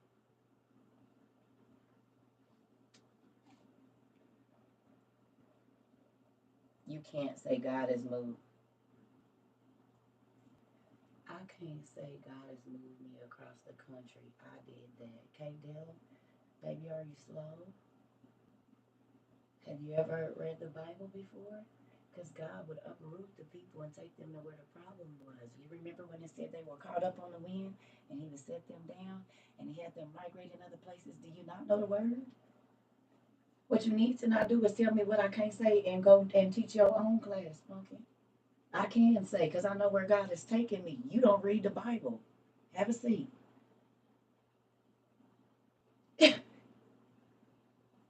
And these be the people y'all be letting X and A on letting them teach you. Hey, oh, this won't give actual evidence that proves that God exists. Oh, okay. So the little yellow bus stop is over there. I think they left. I think they let you off at the wrong place. You want to go over to irritated and argumentative. That's that's not. They let you off on the wrong place, baby. Let me get you to your place. I'm sorry. You need a napkin to wipe your mouth or something, or the fact that your heart is beating is proof enough. The fact that your tongue works and your fingers work, stop your heart from beating and bring it back. You can't. Because if God don't put that spark of electricity, baby, and suck that air out your breath, out your chest, it won't come back. Ain't nothing a doctor could do. And they'll say there's nothing we could do because when God say it's over, it's over. Feel, put your hand here. You feel it? You feel that heart? That's existence. Enough. That's proof enough. Okay. Well, look here, slowly. I'm gonna let you go. That's what I'm gonna do because you ain't got nothing else better to do but argue with people. So we gonna do this. We gonna report you real good. Harassment. And then I'm asking you to leave. Boom. There you go. Because what I don't do is be worried about folks that don't want to learn. There you go. Don't worry about it.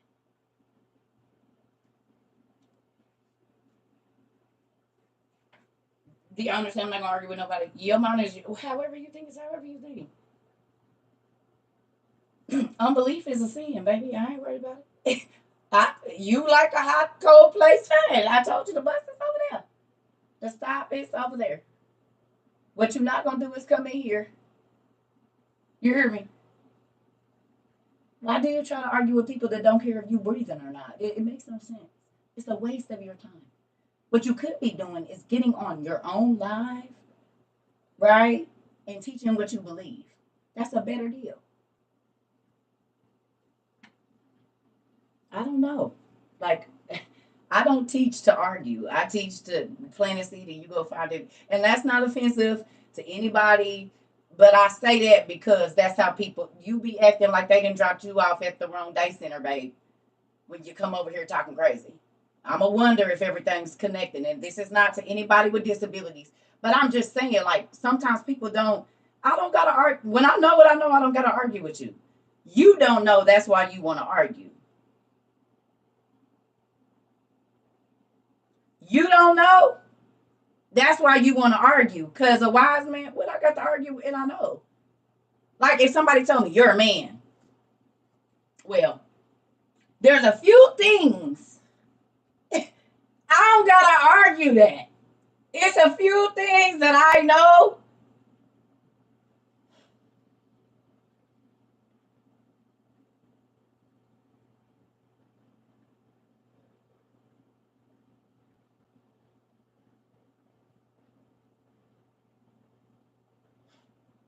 But what happens is when people have never had an experience with God, or do you remember when I told you when you're always excluding stuff, you never get to the information that you need?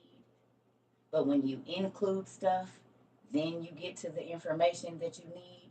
And this world has taught you exclude everything, and that's why everybody running around looking like bed bugs and beetles, the little cochlear beetles, you know, the Betsy bugs. They just be running all over the place. Everybody knocking into each other. That ain't nobody got no clear pattern of what they supposed to be doing.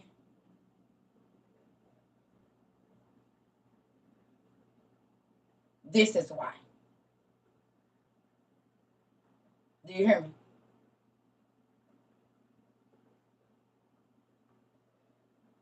You won't never get to the information if you always kicking stuff out. You need the puzzle pieces to, to put it together, right? People are told it can only be one way and it can only be one thing, and that is deceit. Because not one thing that God made did he only make it one way. There's lilies, there's not only one. There's pine trees, there's not only one kind of pine. There's oak, but there's not only kind of one kind of oak tree.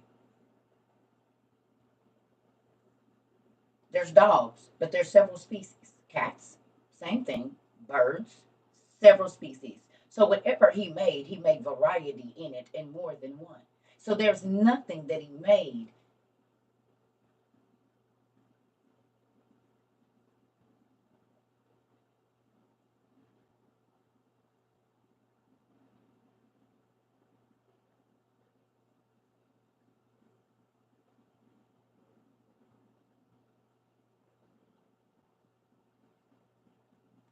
Are there not 50 different styles of Ultimas? Does the Ultima look exactly like it did when it first came out? Does the Ford truck look exactly like it did when it was first created? If I go get the original Ford and put it to a 2024, still Ford?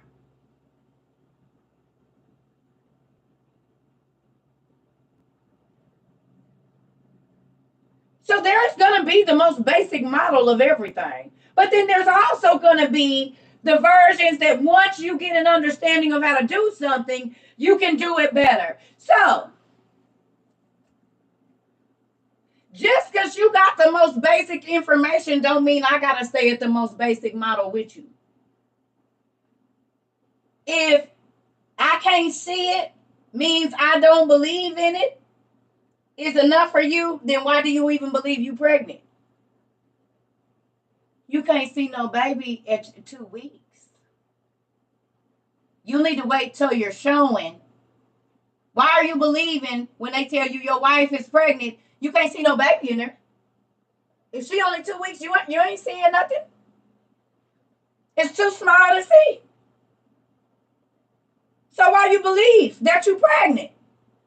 I don't care if your period didn't come. You ain't seen no baby, so why you believe it?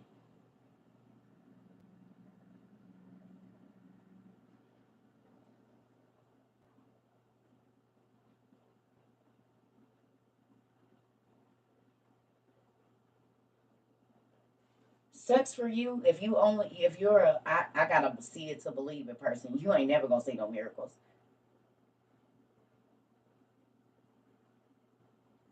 What did I do there? And those are apples. Those are not tomatoes, are they? I'm just I was gonna go to the bathroom a long while. Anyway, I'm just gonna do that right now.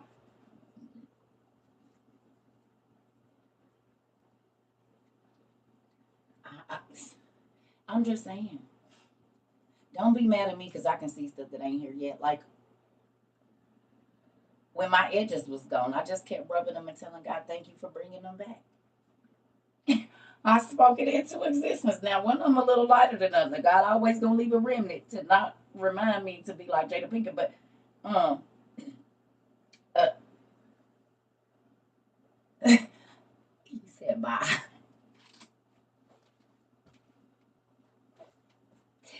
Ooh, he gonna leave a remnant to don't get too crazy now.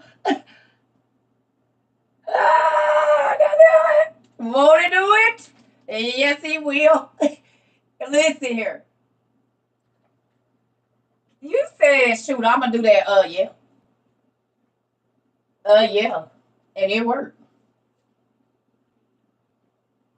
She just listen. You said that right on in there. I'll be right back. I'll be right back, family. Y'all marinate on that. And you might be bald headed because you're loose. I don't know. We can see. Let's check it out.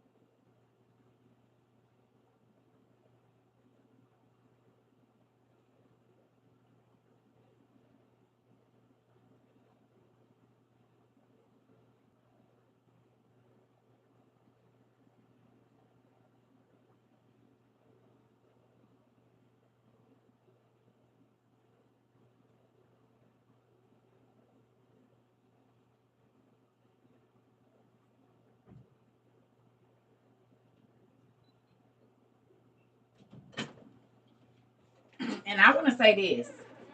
Don't nobody come for me about my little yellow bus jokes because I rode a little yellow bus too.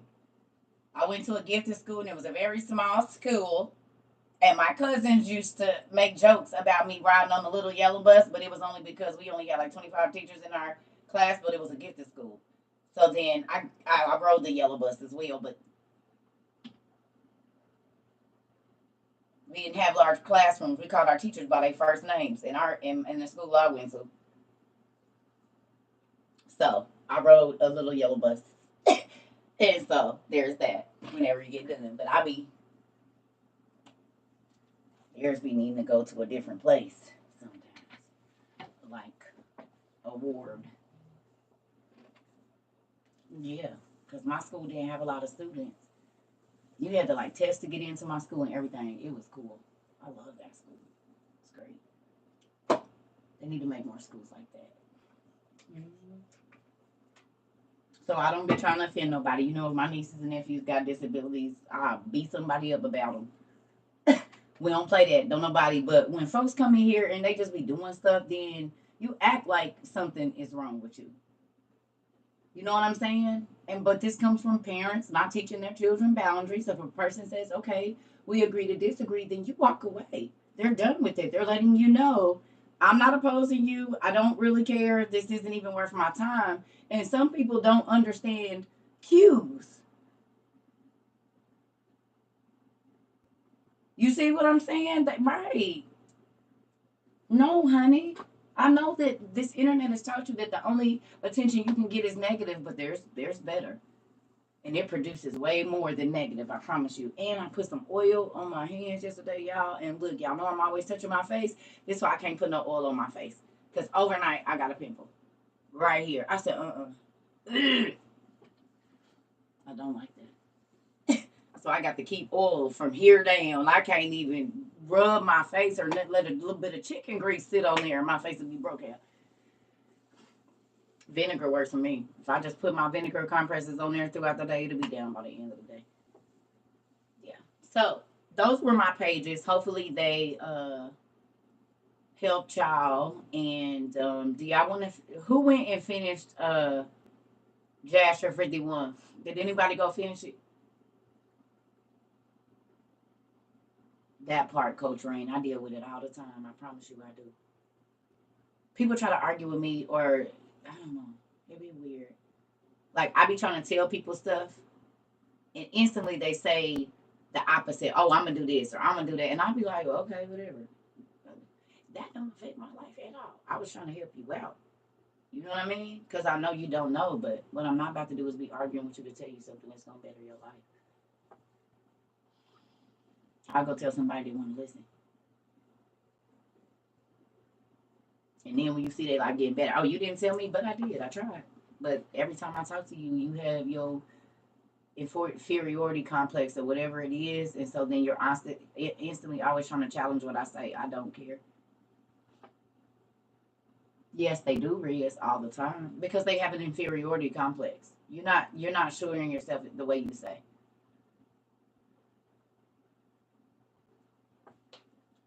They don't be as sure as they self as they say, and you can see it because a wise person be like, "Damn, yep, that makes sense. I'm about to do that."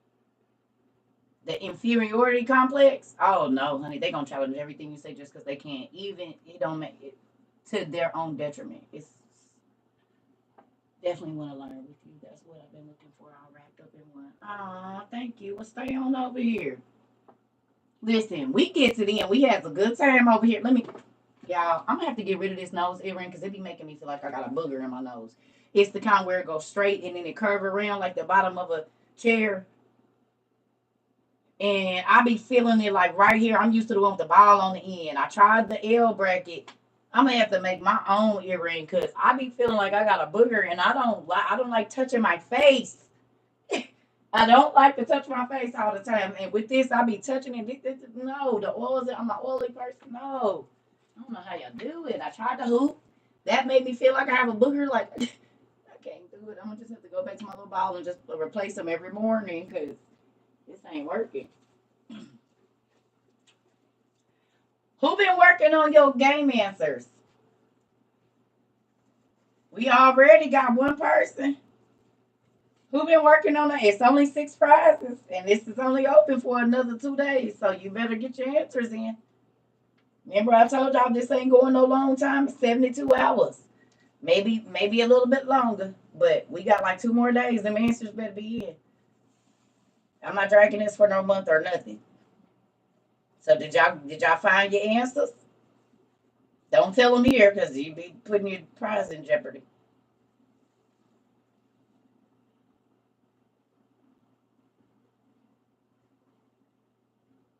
No, it's on TikTok, y'all.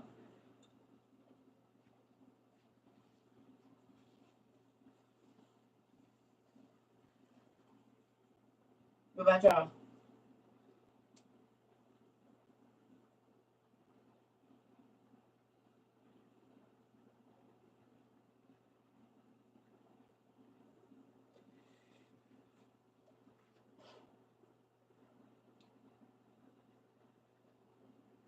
I'm still reading. Oh man. Well, the folks that seek and find, they'll know what's going on.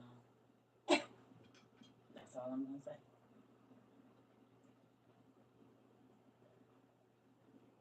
Well, it's only maybe it's really supposed to be tomorrow that the contest is supposed to be over because I posted it yesterday. It was only supposed to be 72 hours. Yeah. So I'm giving an extra 24 because tomorrow was supposed to be the last day for entries. But I'll give y'all what's today? Tuesday. So, oh yeah, Thursday. Thursday the contest ends. All that information is on the post, y'all. All that information is on the post. I already posted it. I told y'all the other day. All of it is on the post. Everything is there because I will not be repeating it. So there's that. I did right this time. Remember how many times when we did the last giveaway? I had to do. I'm not doing that. And you get one entry, and that's it. If you send more than one entry, you disqualify yourself. Because I'm not reading through all them emails, so you better make sure your answers is right and what you doing. Because another email and you just get kicked out the game. Trying to tell you. Some of the questions are cut off. You should be able to. It's like one word, but it's something simple. Other than people reposted it. You gotta hold the screen down, I think, to move my You probably looking at the post on my thing. Yeah. Okay. You gotta keep looking. They there. It's one where you can see them all. It's one when they're listen. This is not gonna be easy. It's not. I'm not doing nothing for y'all. I love y'all. You got to go look. It's not gonna be easy. That's what we do around here. I believe in what's his name, Indiana Jones type work. Get your mind going. You got to. Everything ain't gonna be at our fingertips. You gonna have to go looking.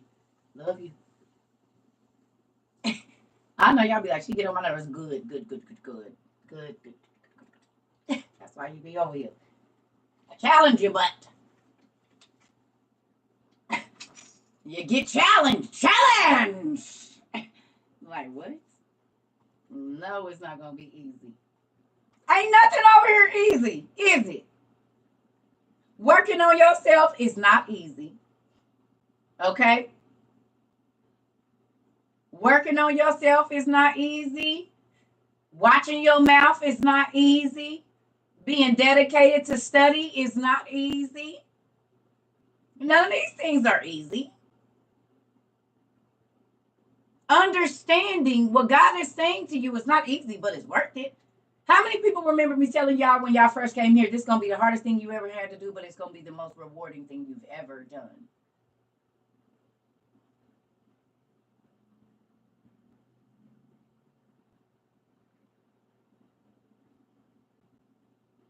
Do you feel that way? I don't know how long you've been here. For my people that's been here a while, I know newbies, y'all just got here. But for the people, I mean, you've had to go against family members. You've had not go against, but you've had to stand 10 toes down on what you were learning and what you were believing and how your life is changing. No matter what it cost you, y'all lost friends. Some people lost their husbands and wives. Some people ain't talking to their kids. Some people, it's a lot of people that lost things. But your mental state now is lighter. Okay? The way that you deal with your situations is lighter. You hear me?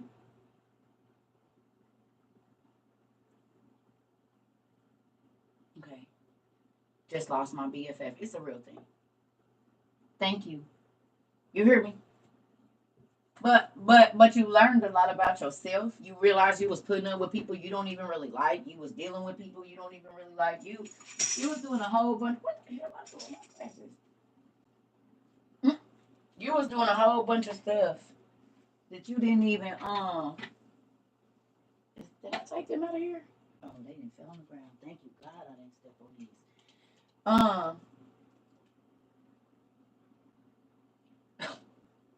No, don't be like that. Yep, that would be my pastor and I. Dang. So, lost my cousin to a bad accident. She in my head. Had to get back. I had to start coming to class. I understand. It's okay. Sometimes things happen. Excuse me. You said what?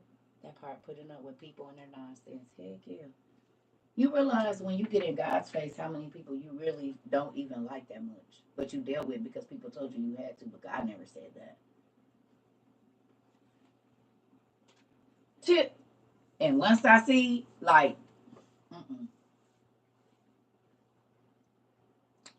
nope. Because when my dad tell me he don't, if he ain't telling me I gotta deal with it, I ain't dealing with it. If he don't say, and you'll know when he telling you something. If God is not telling me I gotta deal with it, I quit taking on weights that I didn't need. Because now I'm lighter to move around and be able to go and do what he need me to do. But if I'm always weighed down with garbage, I can't go get no good stuff.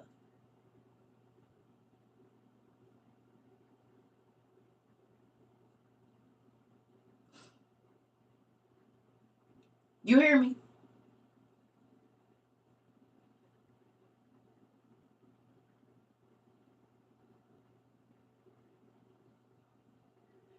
If you don't have people that are speaking life into you, what are they speaking?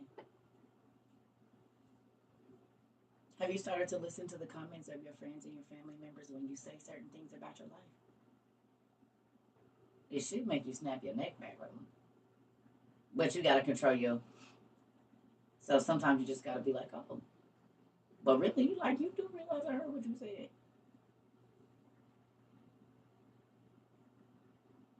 Gave me part of the 201 campus. Okay. Oh, pretty cool. Right. If they're not encouraging you to get to your goals or to listen or do the right things, what are they encouraging you to do?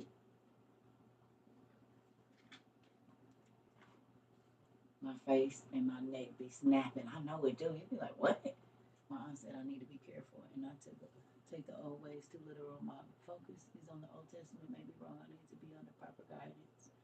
Oh man, not a thing because we don't speak anymore. That's me dealing with my two daughters. Listen, we be taking on weight that they ain't gonna do right, and then you be stressed out. You be woke up happy, ready to get like take on the day. You done did your face or whatever you got to do, but and then a person will call you and they'll see that, or they will see that they can hear it in your voice that you happy, and instantly they don't feel good. It's drama. It's this. It's that. Like I used to be like, yeah, no. So when I would see that they would call earlier in the day, no, you don't get to ruin my day. I'll talk to you later. I'll talk to you after like 3. After I done did everything I want to do. Because some people's energy is so draining by the time you get off the phone with them, you don't want to do nothing. You ain't laughed no times when you on the phone. It's been drama the whole time you on there. It's been craziness the whole time you on there. My mom said I learn something new every time we talk. That makes my heart smile. That part. Come on, mama. We busting our mama's heads. It is. It is. Whole time. That part. I don't have the energy to give you. And people say, who do you think you are? No, nigga, I don't want to sit and listen to you complain for 3 hours, 2 hours, 30 minutes, 45 minutes. Or I don't want to sit and listen to you talk about everybody else's business. I could be doing better things with my time. than listening to the drama like 15-year-olds. People always call me the vent. I'm like the counselor, so it wears on me. I have to cut back from some people. Yeah, because venting and just wanting to keep really living the same thing is two different things. Venting means you're ready for a solution. Wanting to keep rehearsing the same damn stories, or you're constantly dealing with people that you already know gonna have you in the mood, and I gotta listen to that. No, I'm not gonna do that. That's different from venting. You're not venting. You just want to talk, and you ain't looking for no option. You ain't looking for no solution. And if I try to give you a solution, you get irritated and cut me off, or whatever it is, or hang up, or act like you busy. Okay, well I'm too busy to sit and listen to your BS all day too. I don't. This didn't benefit my life nothing. And listening to everybody else's drama about what's going on in everybody else's house. My dad thought he could vent to me about his other kids. No, thank you. That'd be crazy. Mm-mm. The devil will keep you distracted so much that you can't get on to what God needs you to get on to, because the energy vampires, I'm trying to tell you, they all over and everywhere. And they the people that be closest to you sometimes and you don't even realize it. You said 2024 is the year of I can't and ain't.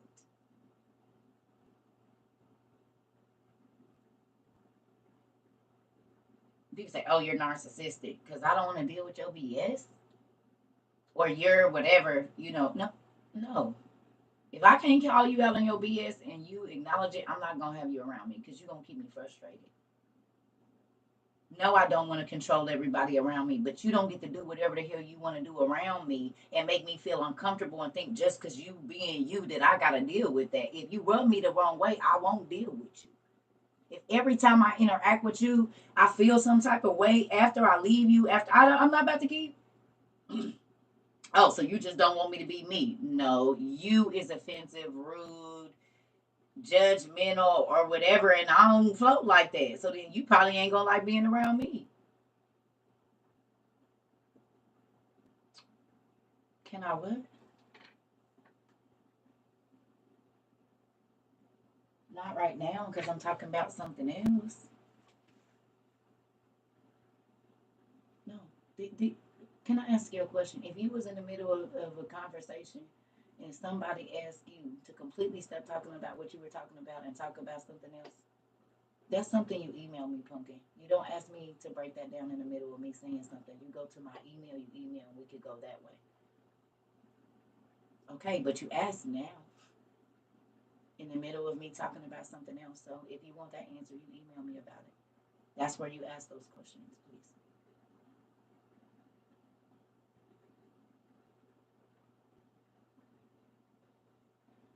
Again.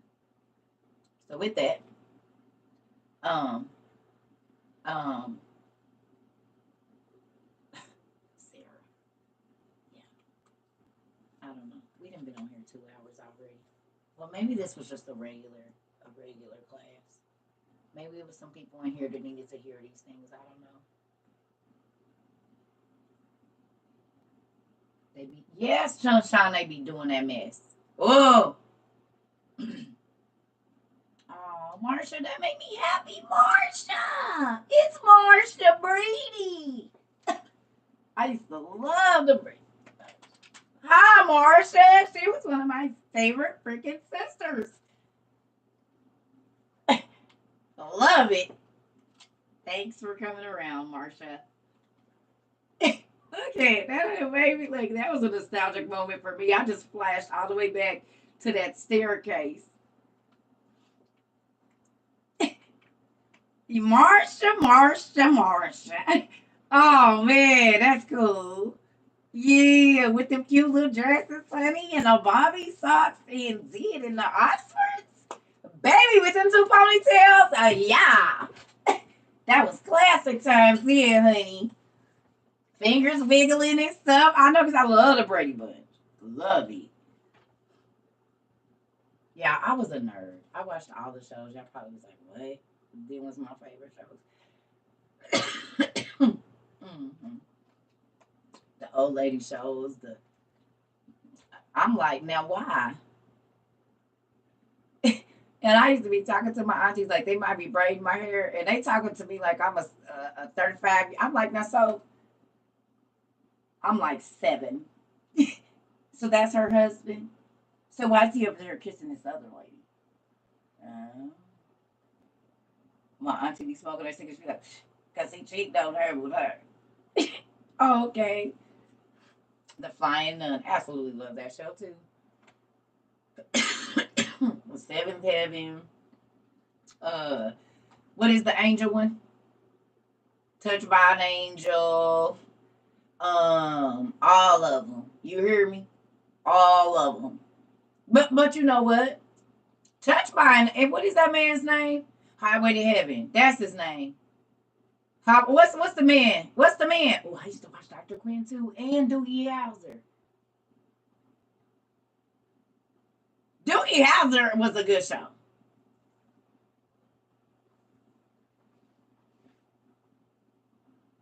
Yeah, Alf. Alf taught me a lot. And what about MacGyver?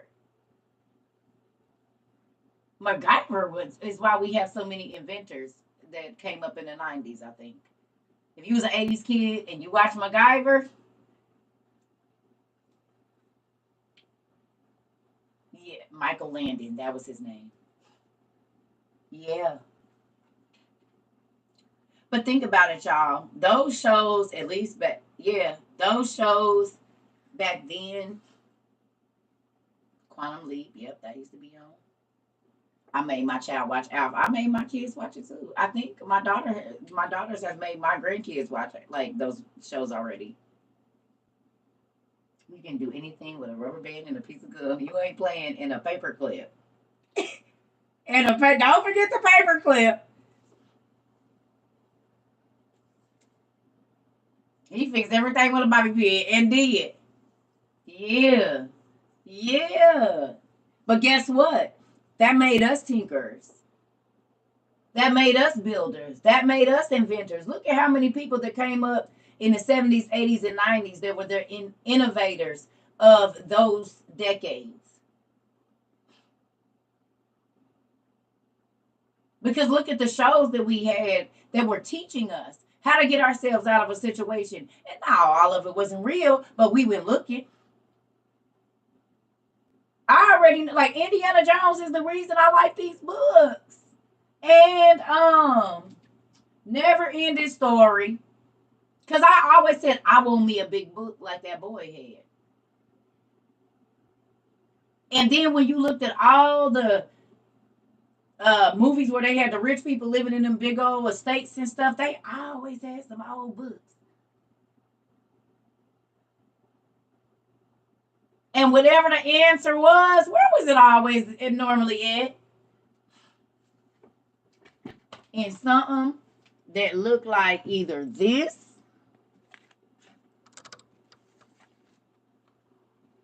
or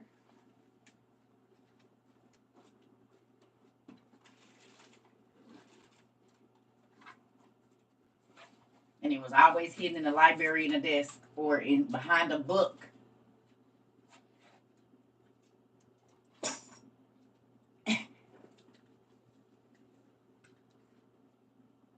Am I lying?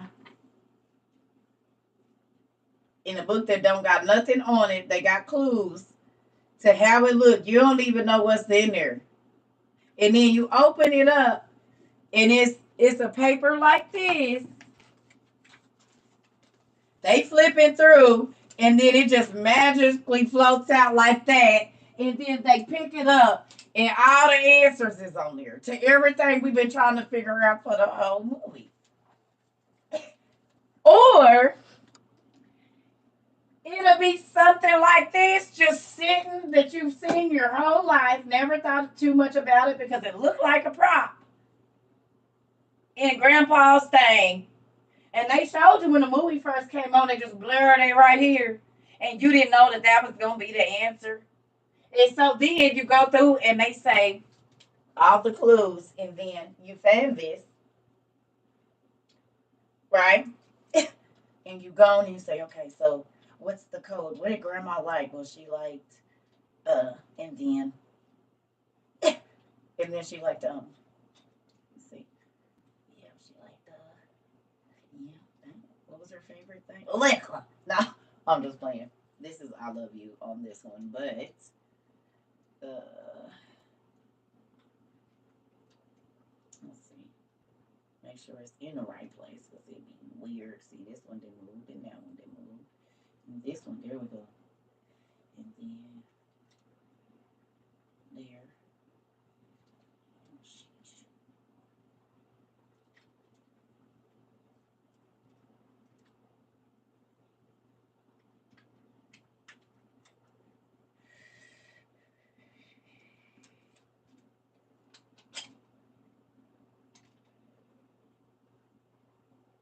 That's how I felt with the Bible. It could be something sitting in front of you your whole life, you never paid any attention to it, and then my grandma's was liquor that made me think of her that part and was liquor. So hers probably would have been, yeah, my grandma too. It probably would have been gins or something. Shot one or something would have been her code that she would have put in there. We had to remember it. Okay. But in there, it was always something. And then here goes some more words we gotta go figure out because it's real words on there. This is Lord of the Rings, right? But just like you said with the Bible, this is about how it is. Because guess what?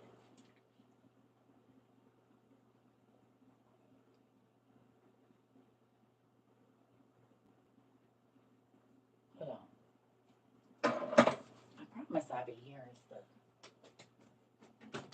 Something just feels.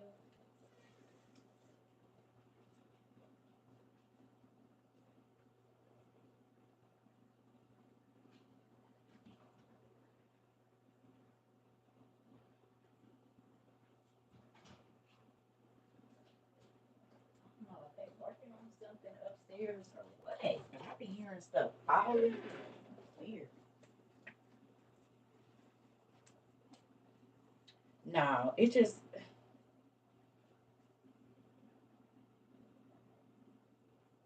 so it'd be weird, like, but I forgot. I think somebody just moved in upstairs. I don't know, but I can hear everything, so it sounds like it's right here. These ears be real good. I be hearing people like, and my friends be like, how do you hear that? Listen, I know if the white car across the street is closing the door. If the truck down there, I know if they close their door, and I can be in my room and know which car door is closing. It's weird. I don't know. I told y'all one time I was sitting outside with my ex husband. I said the worms are coming up out of the leaves. It was dark. He said, "What?" I said, "Shh." I said, "You hear that?" He tilted his ear to the left because the fallen leaves was over here. He said, "What is that noise?" I said, "It's the worms coming up out the grass. They're coming up from under the leaves." He said, "Girl, you tripping?" He moved the leaves. It was all kind of earth, all kind of earthworms going. I said, "The worms coming out the ground. They rustling the leaves." I'm trying to tell you. I sit out here every night. I know what that noise is. He said, "I can believe you because I can't hear." And listen,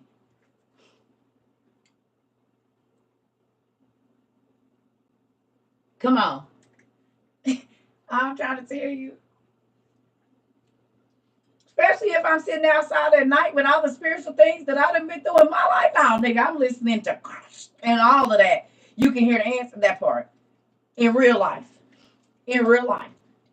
You got to be aware of your surroundings. It's spooky people out here. You don't know who you around now. You need a tutorial on what?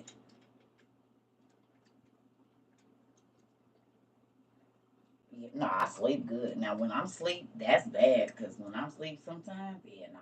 Especially since I, like, when I had my kids, yeah, I slept heavy. I mean, like, but now, it ain't nobody here with me. I be knocked the hell out. My neighbors and said they came and knocked on the door. I ain't heard nothing. I be sleep. Sleep.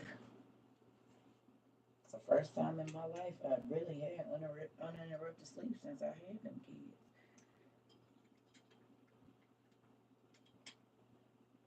They're almost 30 years without no sleep. I need to oil this a little bit.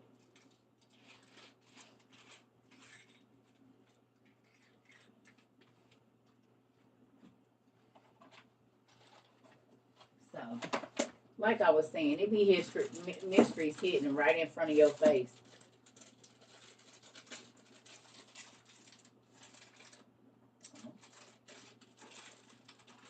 Oh, this is my auntie, this your stuff.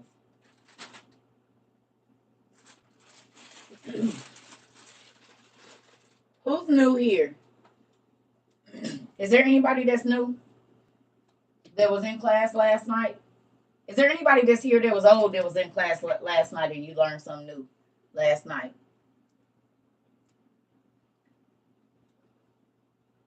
What did you learn yesterday in either one of our classes? If you learned anything. Oh yeah, taste the cake. I'm about to go find me some food. I'll probably come right back on after I eat, but I'm gonna find something to eat. We've been on here almost going on. I need to get some groceries and my stuff. Okay. If you was here, just if you was here. If you missed, I understand. But if you was here, that Joseph was suffering with PT of Jacob. That Joseph was around 72 times. That breakdown of the fallen angels in the night. Okay. Mm-hmm. Do I fast? I do fast. But I don't, God, I don't, I used to do a lot of fast. I don't have to as much anymore. But I do fast from time to time. Not like I used to, and the only reason being because he made me go through fasting. Like I fasted like basically for like 10 years straight, every day. And I was little. I used to be like, so 48 hour no food, huh? Huh? You say what? Yeah. I'm just in a different season right now. Like he will have you in a season of fasting and prayer and all of that kind of stuff. Like it was a long time season for me, a very long season. Yeah, Alexis, a lot of them. Yeah, and I got my kids to tell you like I was small because he would only let me eat sometimes one times a day, one time a day, and he controlled like different things that I eat. And even if I tried to eat it, it would make me sick. So I just quit. I was like, okay, you don't want me eating that right now for whatever reason. So my that's why I be telling y'all, my ministry is not. It just wasn't about learning. The same way you have to be conditioned to be a soldier, or even as a surgeon, you have to practice certain sutures over and over and over again until you have them efficient. It's the same thing with walking with Christ. He's trying to train you to his voice. He's trying to train you to his silent direction.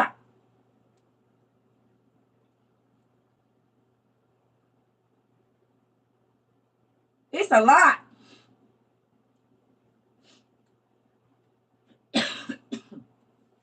It's not just biblical. I'm telling you. This whole abstinence, like celibacy thing is real.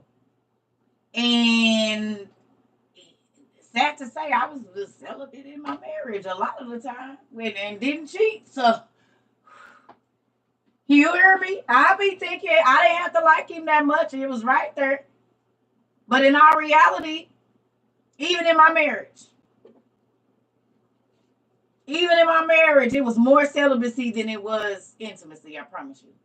So he's had me on my life ain't my life. My life is not my life. My life is not my life. My life is whatever he want my life to be at that time. Like, I don't even know how long I'm gonna be here. He normally the 10 years that I just sat down was the longest I done had where he didn't make me move out of state. I said, now look, you just let me get these kids grown and then I'll go wherever you want me to go, Dad. But right now I just need to sit still because from this age to this age, I was all through this country, me and my kids. We was moving here. I told y'all in one calendar year we moved to 3 states. I was so tired. I said, God, I'll teach, but can I just teach at my house? I get it.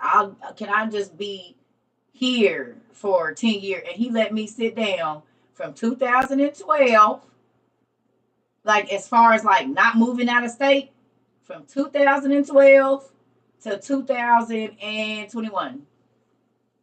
I didn't have to move nowhere. And then as soon as my daughter hit junior year, like her going into their senior year, I was moving. He answered my prayer. And so I could be here for 2 or 3 years and he moved me somewhere else. I'm not against it. I don't, because I understand I have to go where the need is. But everybody, when do you see that the prophet sat still? They didn't. The prophets was constantly having to go and be in spaces because somebody was about to mess up. Somebody was about to get in trouble. Or they had to take a word to a person like, no, it's a baby coming, or this and that. They was always moving. They was always they'll be and just got to a place that evening and have to turn around and God say, go back. Y'all just sit down and eat. And these things have happened to me.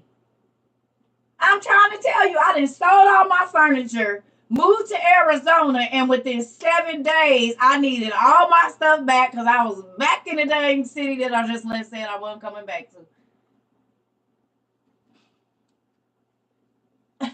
And if God told her to go out there, you don't know what I did in them 7 days. You don't know why. As soon as I got back, I already had a crib waiting on me, and it was about to be fully furnished. Thank you. That's my payment for going and getting rid of that. But it also gave me my new stuff. Did I? Yes, because the first time that you got to think I've been on my own since I was 11. So in all reality, I've been running through this United States since I was 11. I'm trying to tell you. My mama told me when I was like 15, she said, yeah, and you think you're slick. But somebody I know told me they saw you at a country club early in the morning having breakfast, drinking champagne and orange juice. I said, and what? And I was only 13. And did have some champagne with my breakfast. And did I told y'all I was at the country club? Girl, I was at the country club. I sure was at the country club. And what? Yeah. I hadn't seen my mama in like 7 months, and I saw her. She said, somebody said you was in New York. I was. I was. You went to St. Louis too, and did? Y'all, I wasn't even 15. Cutting out. I'm gone. I ain't about to be here for this. I got something to do.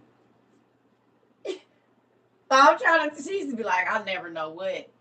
I don't know. And I'm her only daughter. Yeah.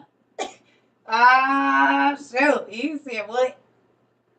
Please. Y'all have no idea. And I'm so grateful. God, listen, when I say whatever I wanted to do, whatever I wanted to see, whatever I want to experience, God let me do that. He gave me favor in every single situation that I have been in since I was 11 years old.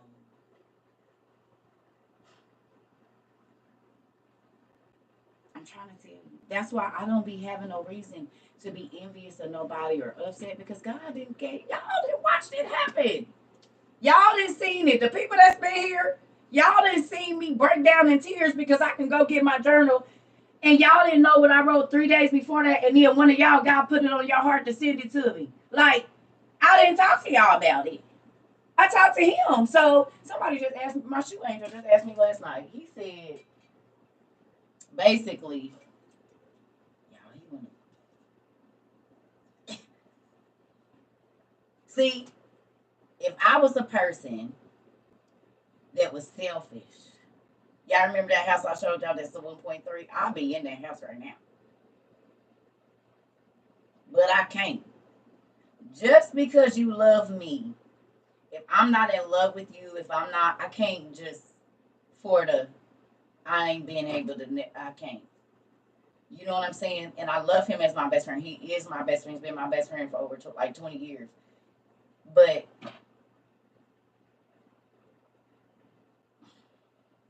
he said, I'm giving you 6 years, and then after that, you're gonna be married. I said, no. What are you doing? He said, I'm not asking you. I'm telling you. I said, see, and that be the problem. That's where you lost the battle right there. And he just be playing. But to know that this man still sees my value 20 years later, and he met me when I was like 25. I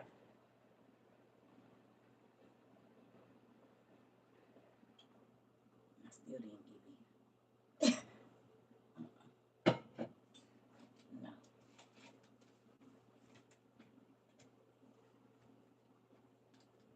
Listen here. Listen. And I love him in a way that I will never love another man. It's the fact that he's always been solid with me. For the whole time that I've ever met him, he is all he yes, he does. But also he's always been solid. Like you don't meet men that if they not getting what they feel like they want from you, they still gonna be solid with you, and that's him. No, Sarah. Don't speak that over my life. No, no, no, no, no. Repent. Damn it. Don't say that.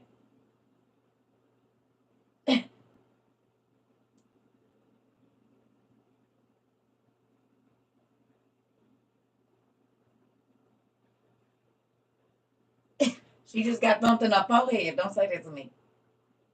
That's not what I want. That's what I'm trying to get to tell you. That's why you gotta listen, girl. I love him because of the respect that I have for this man. It's not a sexual connection.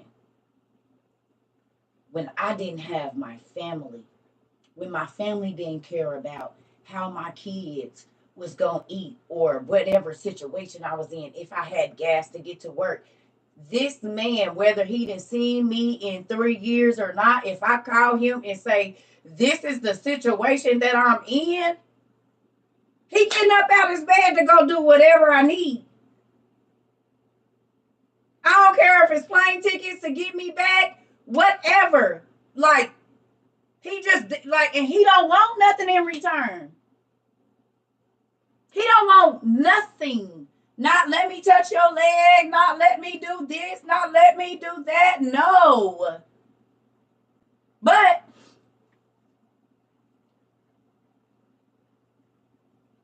and is. And is queen. I don't. I said don't 20 years ago. Then 10, then 5, then don't do that. That's basically what I heard last night without, I hear stuff people don't say. Crazy. Yeah. Some things you don't want to mess up. You hear me? Some things, some platonic situations, you should not want to mess those up. Where's my charger?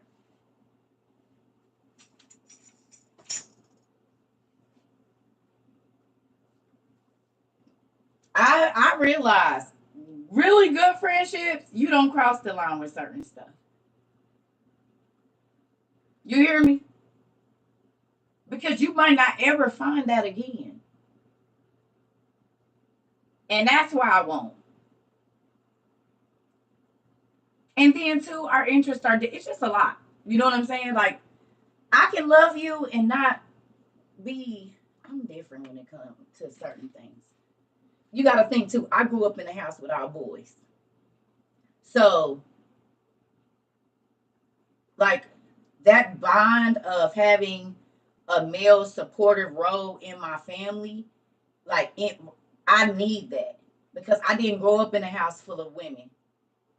You know what I'm saying? I grew up in a house where when I had a problem, I went to my brothers. I went to my older brothers or my younger brother. I didn't have a lot of homegirls that I could go and ask questions to. Even into my early 20s, like 26, 27, if I had a problem, I called my brothers. I either called my dad or I called my brothers. It with all my situations, homegirls, because they was like how y'all have y'all sister thing where y'all be. That was my brother. They was all I had, my brothers. So if I get a strong female male connection with a person that is platonic and I know that they not on no funny stuff and they're not trying to hurt me, I don't be trying to mess that up. Because you know what? If this person respects me, they're going to respect my children. So if my children are in a situation, just because they love me, they're going to be there for my children. You see what I'm saying? And I was there for their kids. Like, I don't want every situation and every interaction that I have with a man to be, oh, I used to mess with him, and oh, I used to. No, you ain't got no friends you ain't never tap dance on. None. You don't got nobody that, and even if it did happen once that you realize, okay, this ain't that, but I really still enjoy you as a person. And I don't want to mess up what we have. Because sometimes it be there too. You might have had a wild night. Y'all, whatever. And then you realize, no, but I don't ever see you like that again. But I don't want to lose you in my life because I feel like if I need the truth from somebody, this dude I can call and he gonna cut it to you raw. Do you see what I'm saying? If I'm having an issue and it's me, he gonna tell me, no, you was wrong. No, you're messed up. No, you overreacted. Most men, because they want to get in your pants, they not gonna tell you the truth. They gonna say whatever you want to hear so that they can get you out of this nigga grass when they plan on doing you the same way. Like, so you gotta look at males. If you got a young lady that's always giving you advice that works,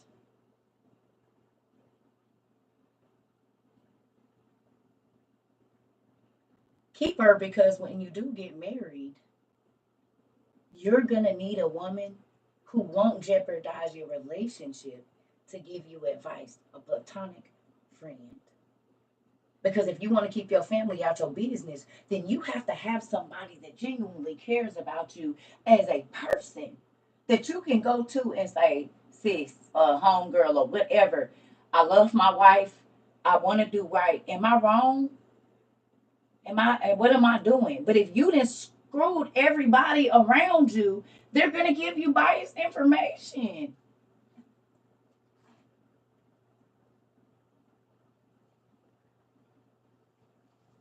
You gotta have some people around you that you never messed with. You gotta have some people around you that are like solid. And a lot of people don't have that.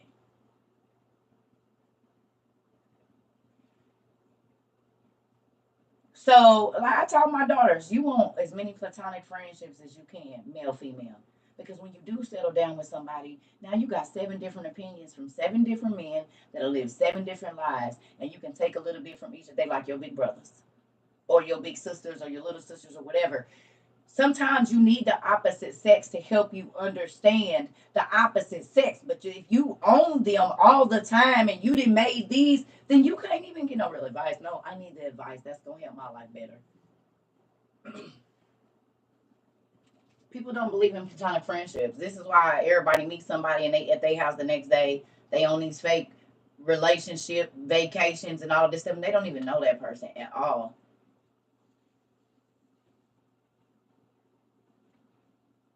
Mm-mm. And if you can't love a person the way they need to be loved, you should not enter into a situation. Or if you don't even plan on trying to understand the way that they need to be loved, and you know that this person feels a way for you and you don't feel that way, you jacked up if you go into that situation with them. Shows how selfish and inconsiderate you are. I'm just dealing with them for what I want. Oh, okay, well, I already know that if I wanted to be in a completely different situation, I could have been in a different situation a long time ago. This is not the first time. That because when people see that you're valuable and not just expensive,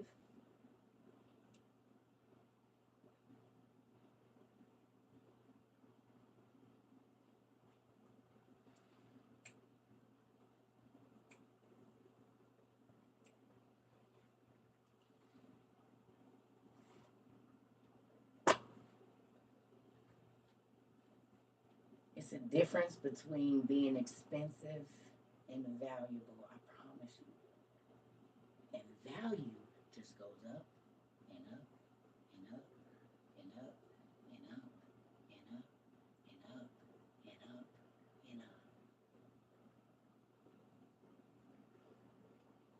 If you just expensive, it's not gonna be much left. Because 9 times out of 10, you're probably not purchasing things of value. And I don't mean it costs a lot, expensive. It's a lot of men and women that are expensive. They cost you a lot of time, a lot of headache, a lot of mental energy that you don't have, and yet they add nothing to your life. Nothing. They don't ease any mental stress. They don't ease any financial stress. They don't ease any heartaches and pains that you dealt with before them. They don't do nothing. They add. They just taking up space like a space saver. They don't hold nothing. They don't add nothing. I'm gonna just stay right here so can't nobody else be right here. Get your. I lost track of my value. I'm doing a reevaluation and is. Cause just cause you expensive don't mean you valuable. I keep trying to tell you that niggas running around with all this expensive stuff on, and I paid this much for this, and you still ain't valuable, bro. Ooh, you ain't worth a hill of damn beans, buddy. You go down there and get you a saw. Let me see how you can work that, and we'll talk about value, honey. Can you build anything? Can you cook? Do you know how to bet? How's your wife? Is she normally happy or is she normally upset? That's going to tell me your value or not. I don't know. Old grandma down there told me if a man can't keep his wife happy, well, the hell? Your value is in what we, you know what I'm saying? Like the Bible said, a good woman, God, her kids is going to raise up and call her blessed.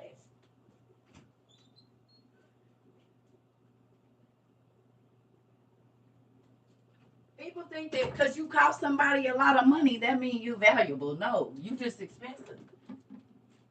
And have you ever known a lot of people cut expenses that don't have no value? Have you ever heard of a budget cut? What's the long term benefit to keeping this around? Well, if you spending $10,000 of my money every month, but you're not helping me make none, you're an expense that I need to get rid of. So I'm cutting my expenses because you costing me 10, but you're not making me 20. You're a liability, not an asset. An asset is you gonna take my 10 and at least give me another 5 on top of that. So we can keep spending like we spending. But over time, if you just withdrawing and you ain't putting nothing back, we ain't about to be spending like this for long. You ain't got no ideas of how to get this 10 racks back. None. You didn't even think about it before you spent it, did you? Did you think about the expenses that you would incur after you purchase this and now you got to do the upkeep? No, you didn't think about that either. I just buy what I want because I want it right now and I ain't going to wait. Oh, okay. Well, good. Let me know how that worked out for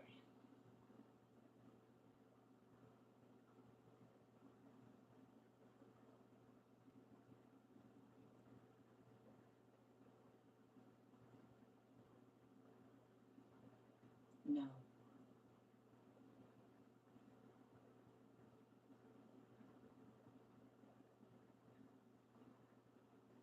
Pay attention. I'm trying to tell you. Pay attention. Because I've been around people that have helped me exhaust my help. And then when I needed help, I couldn't get no help from them. can you call this person and ask them? And can you call this person and ask them? And can you call this person and ask them? But now when I need you to call your connects, oh no, you can't call nobody for me. Girl, no, I can't call nobody. I told y'all people that I didn't talk to, like, would call me and tell me that they called my ex or one of my guy friends to come pick them up from work. I'm like, chick, you got 200 niggas phone numbers in your phone. Why you didn't call somebody? You gotta call my ex or my person, my homeboy, to come and take you. Where is all your niggas at that you be calling yourself flossing on me with or stunting on me with? Where they at? Why aren't you calling my people? Because your people ain't reliable. Because you ain't reliable. And then want to talk about, oh, CERCA mad. Girl, I'm not mad. I don't care. You look crazy because you got all them niggas' numbers in your phone and you can't call not damn one of them. Didn't you tell me you got your back blowed out 3 times last week by 3 different people and you couldn't call them and ask them to help you do nothing? Nothing. No, yeah, you boo-boo the fool, babe.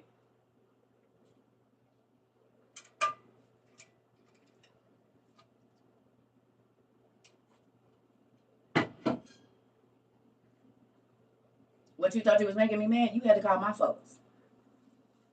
I ain't had to call none of your people. Matter of fact, how you even get this nigga number?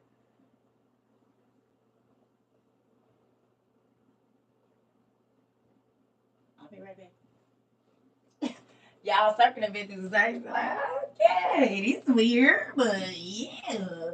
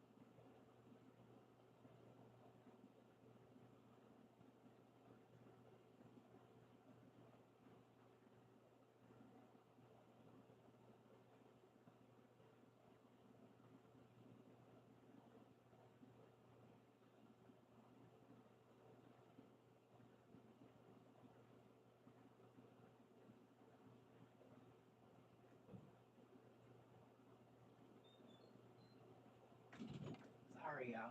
I'm mad. I'm probably about to get off and go find me some food, and we can finish that stuff after I eat. I'm gonna eat because I'm chilling today. I don't got nowhere to go. So I'm gonna eat real quick. Give me about an hour, and then we'll get back on and we can finish Jasher. I do appreciate everybody that comes here every day, and I feel like you should give yourself a pat on the back And yes, Circa be talking about a lot of stuff. Hello, James. But I be hoping because we got so many people in so many different age groups, so many different financial situations, living situations. God has had me go through so many different things, and I realize it so I could affect more people. I can identify with more people, old, young, white, black, Spanish. It don't matter, like rich or poor. I can identify, and that makes you a more effective witness, y'all. When you block yourself off and you don't want to learn, you say, "Oh, that's not relevant to me," and blah blah blah. It might the information coming to you might not be for you. How many people have got information here and you didn't really maybe see it that valuable, but you took it, and then as soon as you left, one of your friends or family members needed the information. It could be medical stuff, it could be whatever, one of your Bible study partners, but you came here, and as soon as you got information, it helped somebody, or you was able to open up somebody's eyes to something every day. Thank you, Pumpkin. You know what I'm saying? One thing can change a person's life. Okay, if you came here through Zoe or however you got here, the giant video, the mermaid video, it was one thing that changed your whole perception. And now you're thinking for one 30-second video, 1 minute video has changed the whole way that you think. One video, one bit of information for you to look and see, wait a minute, it's right there. And then we post another video. You see the Egyptians, the little Egyptians, and the big Egyptians. You're like, oh. Changed my mom and my sister's like, come on, Carisha. Hey, y'all. Hey, Kiva. You said I came and I stayed. Listen.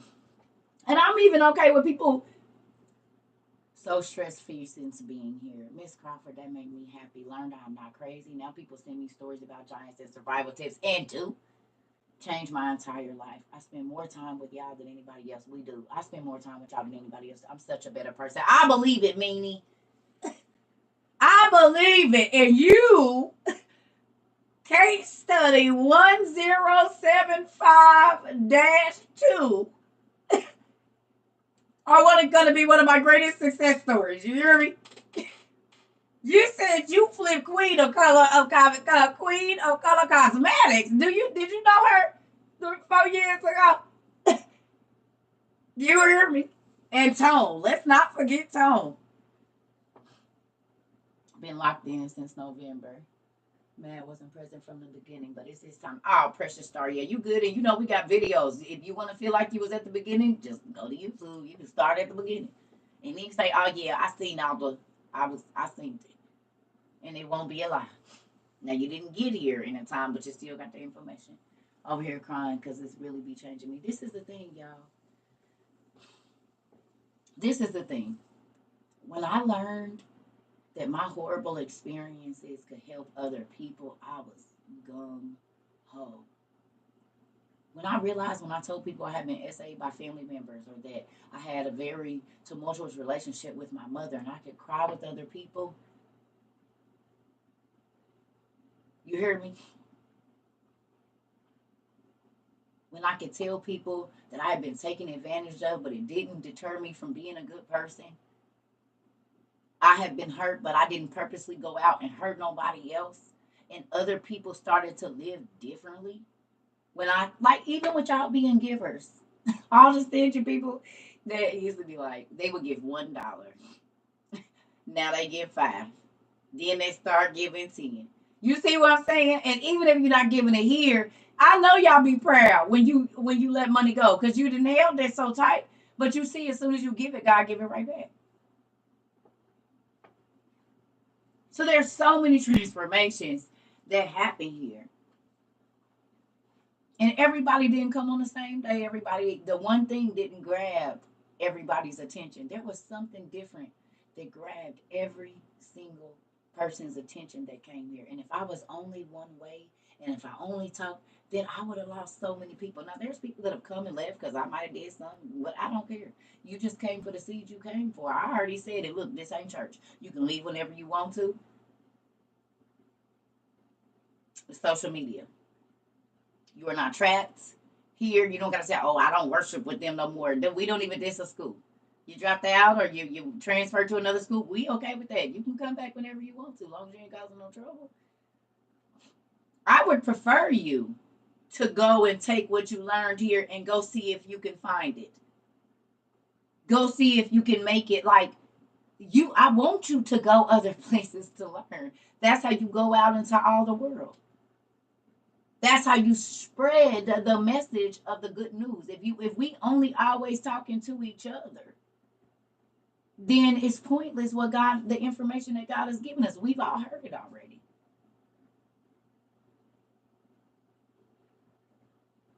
If you don't take what you learn and sow it in, and do not force this down people's throat. I'm gonna say this again to my newbies. Most times your family is not gonna hear nothing you got to say. Most times your pastor, the ministers in your life, and the people that you thought would be so happy about this, they are not going to be happy. Do not get discouraged. Don't take it to them. It's for the lady at your job. It's for the lady on the bus, the man at the bus stop. It's not for them. These Sunday pastors aren't even this accessible. That's why when people be getting on here acting like I can't have no day off, pressure star. And that's why we do numbers. Well, Circa, when you said you a slut if you're not getting nothing, that helped me. Oh! Oh, shoot. My auntie told me that. Wait a minute. You said if you are a toast, if you're not getting nothing, that helped me keep these legs all the way closed for almost a year. Andrew, you said put on the clink clink snap. Put on the clink clink snap. You said what? That part. You remember that class? My auntie told me that. That's what my auntie said. I can't take credit for that. That's my auntie. She rest her soul. She told me that when I was like 12 or 13 years old. She was talking about somebody. She said, you said it helped me too. Oh, yes. Listen here. Do you hear me? Boy, that was the game that, listen, I started looking at my friends and stuff. I said, oh, okay. And so then that's why when I was starting, I hate to say it, the folks that was coming and I was hanging out with, they was riding Trues and Vogues and not bikes. You said, what? Okay.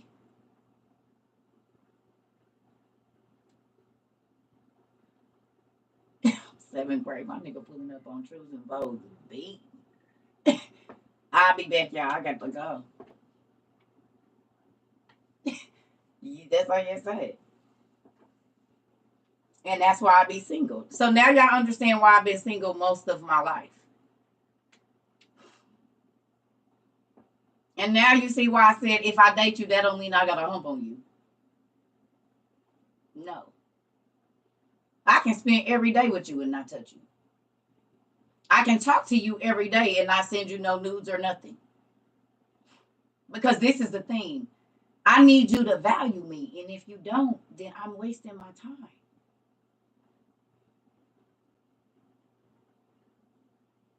It's not the more that you give and the more that you do. I hate to tell you this. And that's with men too. Don't be easy, nephews, brothers. Make her work. And I don't mean whatever. No, girl, you just can't come over. I'm not. What is you doing? So this what you do? You think because you a woman and you got a hold that I just gotta want? Nah, I'm good. You don't have to. You don't have to. You had a baby. What did you have? A boy or a girl? Who are you talking to? I know you're not talking to me because my tooth's been tied for 20 years. Ted, and let's see what you looking like behind that picture. When you have your baby, 2 months ago? You got a round Santa belly over there? Because you asking questions that don't have nothing to do with you unless you put a baby in my womb. The last time you had an STD, sir? 2 months ago or 3? You see how you shouldn't ask questions about people's reproductive organs? It's not okay.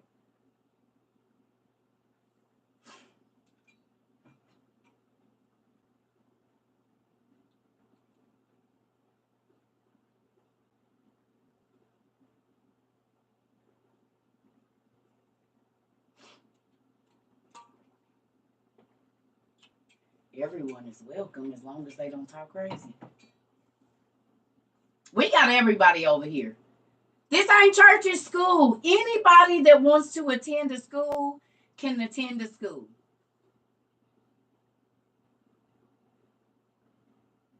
Right? Anybody that can attend the school, as long as they accept you, hot tomato. Oh, somebody send me your address if you didn't already. I didn't check. Because one of your cousins bought your book for you. Hot tomato. Send me your address, and I might already have it somewhere, but if you didn't, can you send it again? Please, because somebody bought your book for you. One of your cousins bought your book. They sent me money yesterday.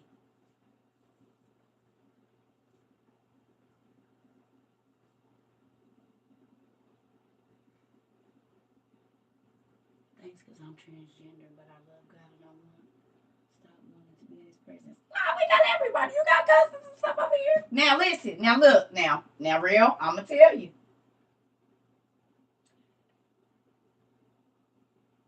I'm gonna teach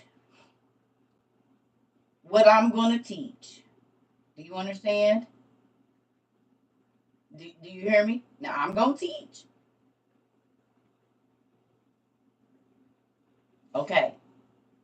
I try to be not as offensive, because Auntie ain't not don't know all the pronouns and stuff. I'm trying to tell y'all though, so don't get mad. We got some folks they know. I don't know Auntie, you be like, oh, you just gotta. She just the one. I'm that Auntie, okay? I'm the one. You just she might have had a little Jesus juice or something. You just want God. That's all we want to. You come on in, baby. You gonna need these books if you don't have them already. I'm the auntie, everybody, the cousin. They be like, yeah, just don't pay no attention to her. Yes, you gotta go get these books, and you gonna need some sticky notes. You gonna need some sticky notes. These $51 on Amazon. Go and grab them, and you can go read with us. Not CERCA TROVA. SacredText.com. But you're gonna need these. Book 1 and book 2. They don't buy them separate. Okay? And go on and get you a Jesus book. A Jesus bag, we call them. You can get your backpack or a little bag or something. And you're gonna need your notebook. Now, we go to Half Price Bookstore, and I'm gonna show you what we be getting. We be getting books like this. Now, if you like lines, you get lines. If you don't want lines, don't get no lines. But Auntie writes in these because the notes get so good, we be tearing up books. And if you don't, see, when you get these like this, then they be falling out and you be mad because you can't find your notes. So Auntie says, go on and these be like $8 if it's a half price bookstore, and they're actually sketchbooks, right? They're sketchbooks, but you can get the template on Amazon where you lay it over and make your own lines. Oh yes. Oh yes.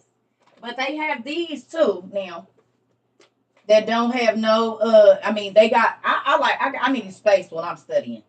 You know what I'm saying? You're gonna need a whole bunch of highlighters. You might want to go and get you one of these too. If you can. Cause I'm trying to tell you this ain't gonna be enough. This ain't gonna be enough. You're gonna need a couple boxes of highlighters. You're gonna need about 1,000. You can get about 1,000 sticky tabs on Amazon for about $20. You're gonna need them. Because I'm telling you right now, you are going to be a highlighting fool. Note taking. We say, get you a book for the shelf. Buy everything used if you can, except for some stuff. You know, buy as many used books. Go to the Goodwill, get your stuff together, because, honey, we going to get in here. My pens and markers will be running out of ink. And, dude, I'm on Amazon now trying to get me some new stickies and highlighters. That part, I got to get me some new stickies, too, because I'm out. That part. Look, it never knew you and be mad at anybody. Why is you touching my feet? No. Because I only write with a certain kind of pen because I be doing a lot of studying and stuff, and them other pens be hurt my hands. Please don't touch my study stuff. Why did you buy my Jesus bag? Why did you send a drink on my books? Y'all go in there. Everybody get yelled at. Listen here. Oh man, you people be like people that had their books stolen. Family members come in their house and they OTP. We call them yellow books the OTP. Folks that had their OTP stole out their cars and everything. So do not think that because they books, ain't nobody gonna want them. I promise you, you better protect it with your life. You said I ordered 1,200 stickies. You gonna need all of them. You gonna need every last one of them. You know it. We have skits over here. I'm probably gonna do a skit this evening. I can't promise because y'all know mine is all improv. But my books are no that's right. And be screenshot ready always. It makes me excited. Welcome. I'm your dean, CERCA TROVA. My kitchen nook is my table and desk. And is who would have my husband got me an iPad? Come on, bro. That way you can be on your phone and study at the same time. Hey, listen. If any of y'all get food stamps or Medicaid or Wink, and you don't got the money to go get you, the government is giving out tablets, 10-inch and 12-inch tablets for free. And they come with the internet and all of that on them or whatever.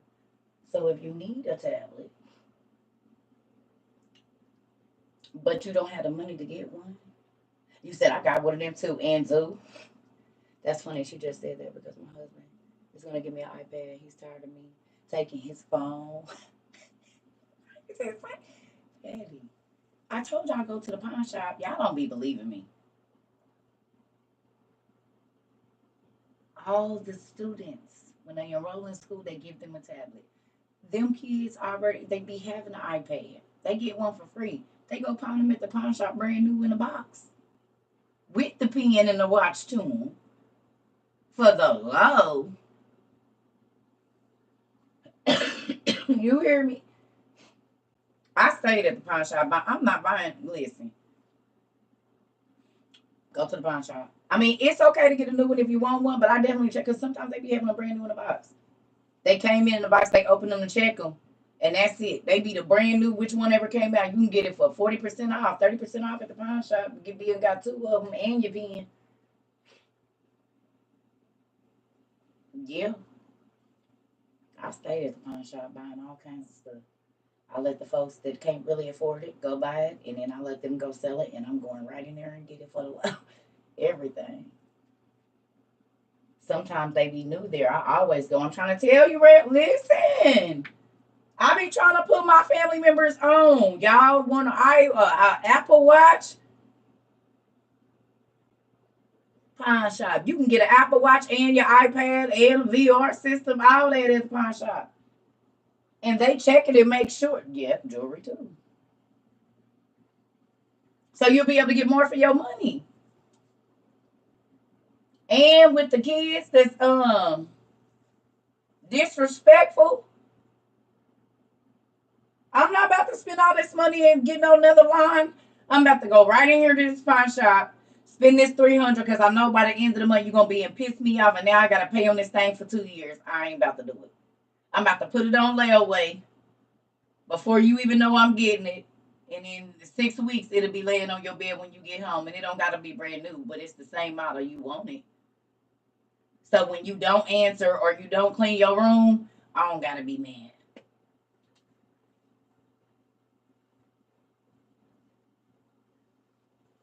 And still paying on it. Because it's too late for me to take it back. I ain't doing it to myself. Nope.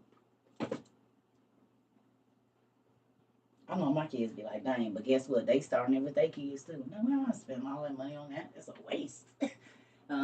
And that's why I didn't do it for y'all. No, it's see, look, you know value now. You understand that there's no value in that. Hey.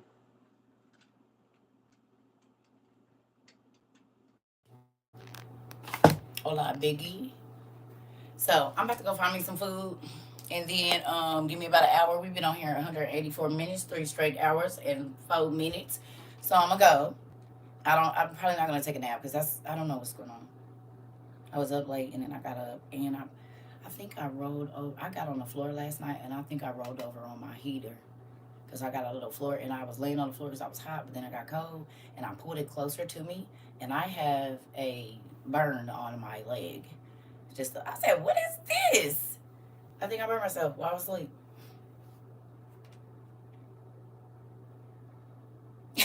I know I did because it's you know how when you like if some hot grease or something pop on your skin, that's exactly what it is. Give me about an hour, so I'm gonna eat and I gotta take my medicine and then I'll be back. I just need to eat, so 45 minutes. Yep. Yeah, but see, I be waking up hot, and so I got on the floor, but my windows was open, so I got cold. So I probably just in my sleep grabbed the heater and pulled it closer to me, and went back to sleep. And my heat was on like 73. I don't know, but I got a burn on my leg. That's not funny to me. So yeah, I'm okay, but I gotta watch how I pull these pants down when I go to the bathroom because it's right there on my thigh. So normally you just pull straight down. No, I gotta pull out and over. I said, oh, what is this? I'll be back, y'all. I'm okay, yeah. It's probably about this big. So I know it was the heater. I know, Miss Brown Rose. She said, like my damn head. I know, right? Cause this menopause got me messed up. I'm trying to tell you. I had to get out of the bed because it was hot. So I laid on the floor because it's cool air on the floor. But then I got cold. I probably just fell asleep. And so then I've been moving in my sleep. So I pulled the heater closer to me and probably didn't realize, probably was laying right up against it. So ain't no telling. It is what it is. I'm okay. I mean, I've already been burned before, so it's not like I don't, but that's when women go through so much. I'm trying to tell you we do. It'll be okay. It'll be all right.